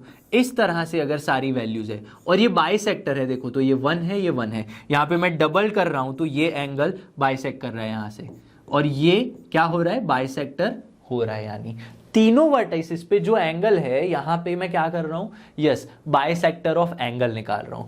तब जो यहाँ पे मिस्टर पॉल थॉमस खड़े हुए हैं, ठीक है, इनका मान लो क्या है, नाम पॉल थॉमस है, तो यहाँ पे एग्जैक्टली जो सेंटर पे खड़े हुए हैं इन तीनों बाइसेक्टर्स के, उसे कहते हैं इन सेंटर। अब इन सेंटर की वजह से यहाँ पे आपको मिलता है इन सर्कल। क्या मिलता है, इन सर्कल, जो क्या करता है, इन ट्रायंगल की तीनों साइड्स को इंटरनली टच करता है। In centre is also centre of a circle. In centre क्या है, एक सर्कल का ही सेंटर है जो touches all the sides of triangle. अब इसकी फॉर्मूला क्या है, इसकी फॉर्मूला डिस्कस करते हैं, लेकिन देखो इसको अगर फाइंड करना है आपको, जैसे हमने पिछले क्या किया, सेंट्रॉइड में फाइंड किया, तो आप क्या कर सकते हो, यहां पे पॉइंट ले सकते हो D इस तरह से, तो हमने भी वहां 1:1 रेशियो लगा के पॉइंट फाइंड किया था। अब यहां पे भी आप पॉइंट फाइंड कर सकते हो रेशियो लगा के, ठीक है। फिर क्या करोगे, यहां पे भी आप पॉइंट फाइंड कर सकते हो, फिर ये पॉइंट मिला, फिर उसको रेशियो का यूज करके फाइंड कर सकते हो। लेकिन ये सारी चीजें बिल्कुल काम की नहीं है और बहुत लेंदी सा प्रोसेस है, थोड़ा ही कैसा, काम बिना का प्रोसेस है, और आपको थोड़ा आई थिंक पहली बार देखोगे तो कम समझ में भी कम आएगा और यूज भी नहीं है। बस आपको अगर फॉर्मूला याद हो जाए ये वाली ax1b(x2 + cx3/abc), तो बस आप सीधा सीधा क्या फाइंड कर सकते हो, in centre of a circle find कर सकते हो। लेकिन उसके लिए 3 चीजें जरूरी है। अगर आपको कोऑर्डिनेट्स पता है, क्या पता है, x1 x2 x3, देखो यहाँ पे x1 x2 x3 पता है कोऑर्डिनेट्स, तो आप सबसे पहले लेंथ फाइंड करोगे कोऑर्डिनेट्स का यूज करके। क्या फाइंड करोगे, लेंथ। समझना बड़े ध्यान से मैं क्या बोल रहा हूं आपको, ठीक है। आप इस तरह से ये a लेंथ, ये b लेंथ एंड ये c length using coordinates find करोगे, तभी आप इस फॉर्मूला का यूज कर सकते हो। एकदम क्लियर होनी चाहिए बात। अब एंगल बाइसेक्टर जो है divides the opposite sides in the ratio of remaining sides. अब ये चीजें आपको क्या करनी है, अगर आपको प्रूफ करना है तो आप याद कर सकते हो। देखो मैं फिर से थोड़ा स्टेप बता देता हूं कि इसका मतलब क्या है। जो एंगल बाइसेक्टर है ना, वो क्या करता है, रेशियो में डिवाइड करता है ऑपोजिट साइड को बाकी की बची हुई साइड्स में। यहां पे समझते हैं फिगर से, ठीक है। अगेन मैं फिगर ड्रॉ कर रहा हूं यहाँ पे, A, let's say this is B, this is C. तो यहां पे जो एंगल बाइसेक्टर बनेगा, ए के सामने वाली साइड ए थी, बी के सामने वाली साइड बी थी, सी के सामने वाली साइड सी थी। तो ये जो रेशियो बनेगा, ये और ये क्या होगा, ये बाकी की 2 साइड्स के रेशियो के बराबर होगा। मतलब ये रेशियो कौन सा मिला, C:B मिला। बात क्लियर हो गई। तो यहां पे अगर आपको फाइंड करना है तो C:B रेशियो है, पॉइंट मिल गया, ठीक है। प्रीवियस क्वेश्चन की तरह वापस जाते हैं उसमें, देखिए यहां पे हमने क्या किया था, रेशियो मिला था, पॉइंट फाइंड किया, फिर पॉइंट का यहां पे और रेशियो का यूज करके अगेन पॉइंट फाइंड किया। तो यहां पे भी आपको देखो पॉइंट मिलेगा, you can find the point. इस पॉइंट का यूज करके आप यहां पे, ठीक है, यहां पे क्या फाइंड करोगे, रेशियो। और रेशियो अगर आपको फाइंड नहीं करना है तो आप याद भी कर सकते हो, ठीक है। प्रूफ तो हमें करना ही नहीं है, लेकिन याद कर लो कुछ चीजें। जो रेशियो होगा b + c:a होने वाला है।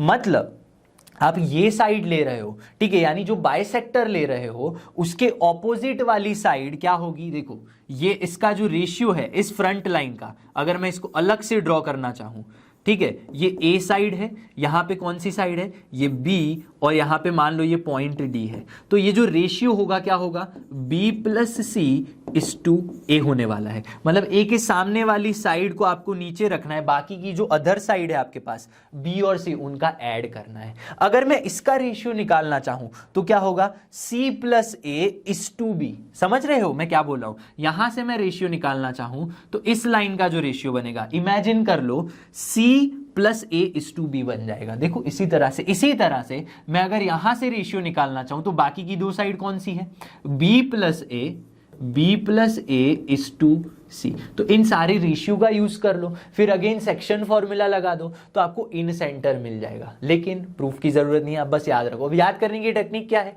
वहां पे एवरेज निकालते थे, यहाँ पे इन सेंटर में बस ए बी सी को मल्टीप्लाई कर दो, ए प्लस बी प्लस सी से डिवाइड कर दो। ठीक है, ऐसा ही दूसरा हमारे पास है एक्स सेंटर। क्या है? एक्स सेंटर, उसको पढ़ते हैं। तो थर्ड है हमारे पास एक्स सेंटर। काफी सारे बच्चे अगर रेफरेंस बुक में देख रहे होंगे या पहले से अगर 10th में भी उन्होंने अच्छे से समझा है तो उनको सेंट्रोइड और क्या पता होगा, ये चीज तो पता होगी, सेंट्रोइड और इन सेंटर तो पता होगा, लेकिन ये वाली चीज एक्स सेंटर आपके लिए शायद नहीं ही है। ठीक है, देखो अब इन सेंटर के बारे में एक और चीज मैं बताना चाहूंगा आपको। क्या इसके जो क्वेश्चंस हैं वो कैसे बनेंगे? अगर आपके पास वर्टिसेस है x1 y1 z1, ठीक है, x1 y1 z1 है, अगर 3 है, ठीक है, इस तरह से कुछ भी आपको डिनोट किया गया है। ठीक है, x1 x2 y1 y2 y1 z1 z3 whatever, जो भी नाम है, नाम से फर्क नहीं पड़ता, लेकिन ट्रायंगल की वर्टिसेस गिवन है इस तरह से। ठीक है, यहाँ पे x1 y1 x2 y2 and x3 y3। तो आप सबसे पहले लेंथ ही फाइंड करोगे, मैंने बता दिया आपको ए, फिर क्या करोगे, यहाँ पे आप बी और सी लेंथ फाइंड कर दोगे, फिर इन सारी चीजों को बस इसमें पुट कर दो तो आंसर आ जाएगा। मतलब आपको सिंपली करना क्या है, यहाँ पे डिस्टेंस फॉर्मूला लगा लेनी है। डिस्टेंस फॉर्मूला लगा दी, बाकी तो आपके पास है ही, बस पुट करना है। तो क्या क्वेश्चंस ऐसे पूछे जाते हैं जेईई में? नहीं, ऐसे क्वेश्चंस नहीं पूछे जाते। किस टाइप के क्वेश्चन पूछे जाते हैं वो मैं आपको बताऊंगा। हम एग्जांपल सीधा मेंस का ही सॉल्व करेंगे।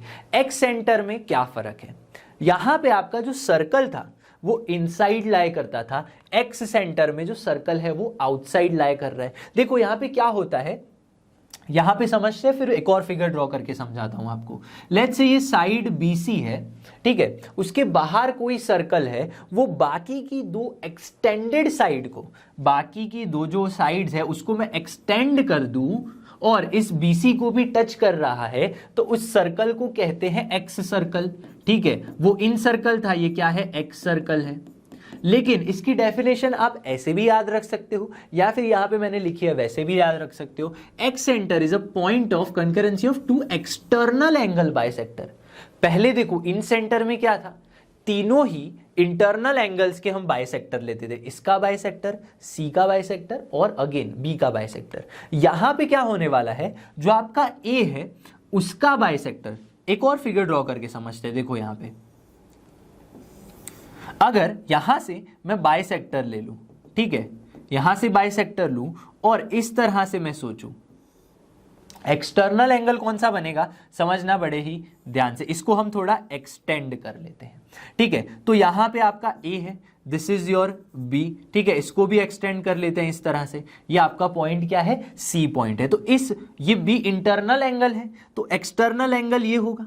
ठीक है, तो इस एंगल का बाइसेक्टर और इस एंगल का बाइसेक्टर, और यहां पे, ठीक है, मेरी ड्राइंग थोड़ा समझ लेना मैं क्या कहना चाहता हूं। यहां पे बाइसेक्टर, ये वाला बाइसेक्टर, मैंने यहां पे इसीलिए अच्छी वाली ड्राइंग रखी है, ये बाइसेक्टर और ये इंटरनल वाला ये था, हमने तो एक्सटर्नल बाइसेक्टर लिया है। तो मैं भी वही कर रहा हूं यहां पे डॉटेड लाइन से। इसका कलर चेंज करके समझते हैं। ठीक है, ये बी और ये सी का एक्सटर्नल बाइसेक्टर, सिर्फ एक ही एंगल का इंटरनल बाइसेक्टर यहां पे जहां पे भी मिलेंगे ये सेंटर क्रिएट करेगा सर्कल का, जो एक्स सर्कल होने वाला है। देखो वही तो बोला गया है। Okay, two external angle bisectors and one internal angle bisector. ये इंटरनल हो गया, बाकी के दो एक्सटर्नल हो गए। तो एक सर्कल ऐसे बनेगा, यहां पे भी बन सकता है, यहां पे भी बन सकता है और यहां पे भी बन सकता है।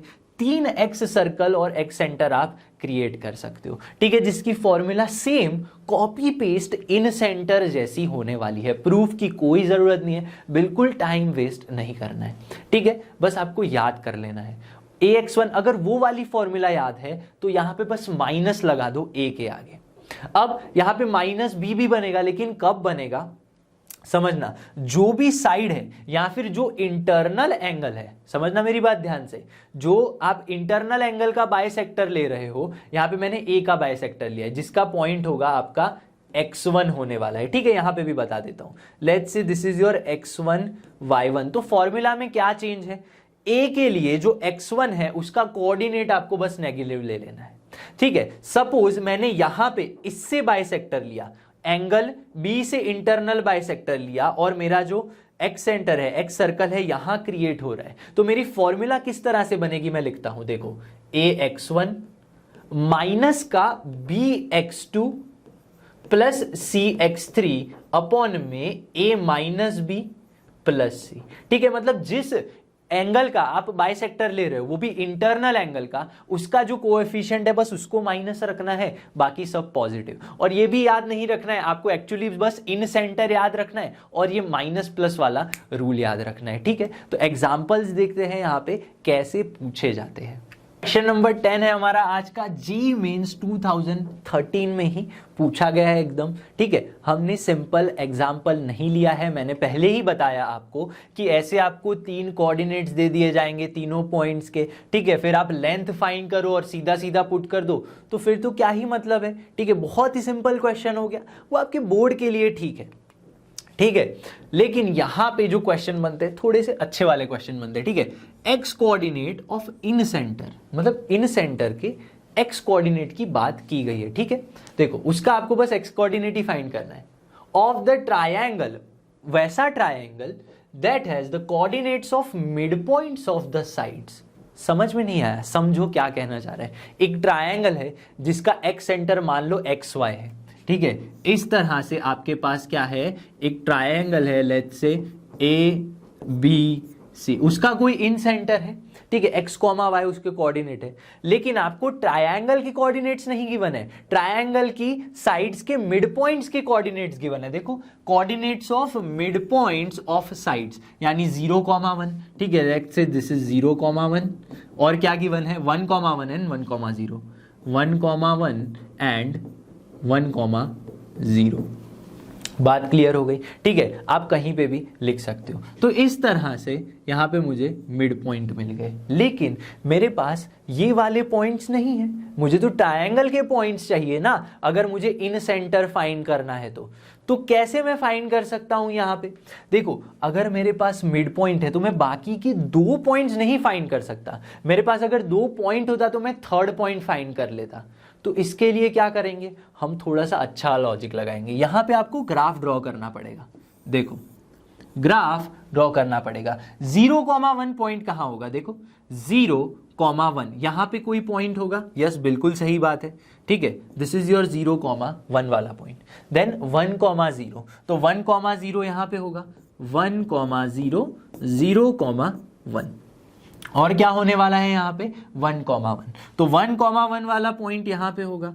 यस 1,1 पॉइंट यहाँ पे होगा। अब एक चीज आपको पता है कि अगर आप ड्रॉ करो इस तरह से मैं ड्रॉ करूं, ठीक है, लाइन को, ठीक है, ट्रायंगल की मिड पॉइंट्स को ज्वाइन कर दूं, तो वो क्या होती है, सामने जो 3rd साइड है उसके पैरेलल होती है, और ये साइड जो है let's say this is PQ, क्या होती है PQ is 1/2 AC and PQ parallel to AC। ये वाली रिजल्ट ना आप 10th में पढ़ चुके हो। ठीक है, जो अगर आप ट्रायंगल के मिड पॉइंट्स को ज्वाइन करोगे वो 3rd साइड के पैरेलल और उससे हाफ होने वाली है। ये बात क्लियर है, हाँ भाई क्लियर है।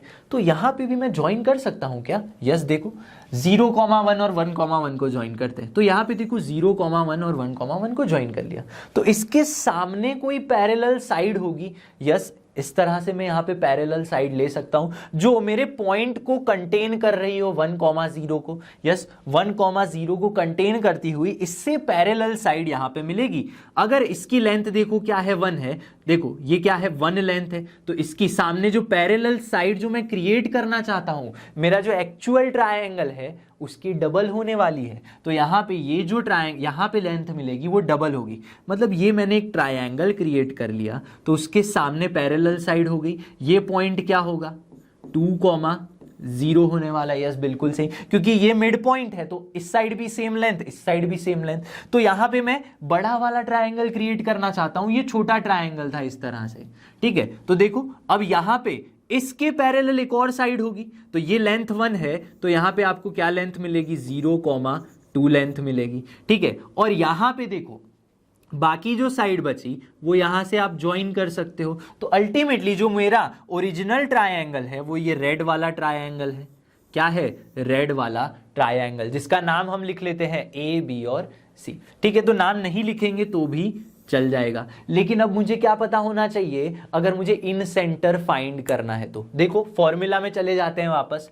फॉर्मूला क्या कहती है, x1 x2 x3 पता है, हाँ कोऑर्डिनेट्स पता चल गए, लेंथ पता कर लो साइड्स की। चलो लेंथ पता करते हैं, यहां से लेंथ तो देखो ये तो क्या लेंथ है, this is your 2 length, this is also 2 length, ये क्या हो गई, लेंथ 2 लेंथ 2, ये तो क्या हो गया भाई, पाइथागोरस लगा दो तो सीधी ये लेंथ मिल जाएगी, 2 स्क्वायर 4 प्लस 4 8, 2√2 मिल गई, 2√2 मिल गई। बस इन सेंटर आई, उसका भी क्या करना है, एक्स कोऑर्डिनेट ही फाइंड करना है। ठीक है, तो एक्स कोऑर्डिनेट ही लिखेंगे। क्या होती है फॉर्मूला, x1 x2 x3। ठीक है, लेकिन देखो ये x1 दिस इज योर, यहां पे देखो 0,0, समझना ये जो मैं रेड पॉइंट्स लिख रहा हूं यहां पे, ये सारे क्या है, ट्रायंगल के वर्टिसेस है, जिससे मुझे क्या करना है, इन सेंटर फाइंड करना है। तो इसका x1, ये x2 और ये x3, x1 x2 तो दोनों ही 0 है, मतलब यहां पे क्या होगा, x1 x2 तो दोनों 0 हो गए, बचेगे लिए मेरे लिए क्या बचेगा, x3 बचेगा। ठीक है, तो यहां पे x3 बच गया। ठीक है, तो 2, लेकिन उसके साथ जो c है वो कौन सा होगा, उसके सामने वाली जो साइड है उसकी लेंथ, ऐसे याद रखना है, सामने वाली साइड 2 है तो उसकी length upon a plus b plus c, यानी दिस प्लस तीनों ही लेंथ 2 प्लस 2 होने वाला है। ठीक है, तो 2 इंटू 2 4 हो गया, अपॉन में क्या है आपके पास, 2 प्लस 2 4, प्लस में क्या है 2√2, 4 प्लस 2√2 हो गया। ठीक है, अब देखो हमें क्या पूछा गया है एक्चुअली में, the x coordinate of this triangle that has the coordinate of this. तो यहां पे 4 अपॉन क्या आ रहा है, 4 अपॉन में 4 प्लस 2√2, तो इसको अगर मैं सिंप्लीफाई करूं तो मैं उस आंसर की तरफ पहुंच सकता हूं। देखो क्या कर सकते हो आप, यहां में मैं 4 प्लस √2 है तो 4 माइनस 2√2 से क्या कर दूं, इस तरह से मल्टीप्लाई कर दूं, तो यहां पे क्या मिलेगा, 4 4 जा 16 और माइनस में 2√2 4 इंटू 2, 4 2 जा 8 मिल जाएगा। यस, ऊपर क्या मिलेगा, 4 प्लस 2√2। ठीक है, लेकिन हमने माइनस से मल्टीप्लाई किया तो यहां माइनस होगा, सो 4 माइनस 2√2, 16 माइनस 2, 4 2 जा 8√2 अपॉन में 16 माइनस 8 क्या हो जाएगा, 8 हो जाएगा। तो अल्टीमेटली आपको क्या मिलेगा, 8 2 जा 16 माइनस 8 1 जा 8, 2 माइनस √2 जो है मेरा आंसर होने वाला है। तो yes, option B is my final answer. तो देखो जेई में क्या किया, आपको लेकर तो आ गए यहाँ पर, ऑप्शंस में नहीं दिया, लेकिन ये सारी बेसिक चीजें हैं जो आपको रैशनलाइज करना आना चाहिए। हमने क्या किया यहाँ पे, कुछ नहीं किया, 4 माइनस 2√2 और 4 माइनस 2√2 से मल्टीप्लाई किया, रैशनलाइज किया, तब जाके मेरा आंसर आया। तो देखो सारे कॉन्सेप्ट लग गए यहाँ पे, इसीलिए मैंने एक ही एग्जांपल लिया, ज्यादा एग्जांपल लिए नहीं। आपको बेसिक एग्जांपल तो आप समझ जाओगे, इस एग्जांपल में बहुत सारी चीजें आपकी कवर हो गई हैं। यानी हमारा इन सेंटर, एक्स सेंटर और सेंट्रॉइड का जो पॉइंट मैंने स्टार्टिंग में बताया था कवर करने वाले, वो कवर हो गया है विद एग्जांपल्स। और आप इस टाइप के और भी एग्जांपल रेफरेंस बुक से सॉल्व कर सकते हो। आई होप कि आज जो हमने क्वेश्चन सॉल्व किए, मेथड समझी, आपको सब कुछ अच्छे से समझ में आ गया होगा। आप चाहे तो रेफरेंस बुक यूज करके उसमें से और भी एग्जांपल्स खुद से सॉल्व कर सकते हो। मैं मिलूंगा आपसे अगली वीडियो में, तब तक जुड़े रहिए लर्न हब के साथ, क्योंकि लर्न हब फ्री है पर बेस्ट है।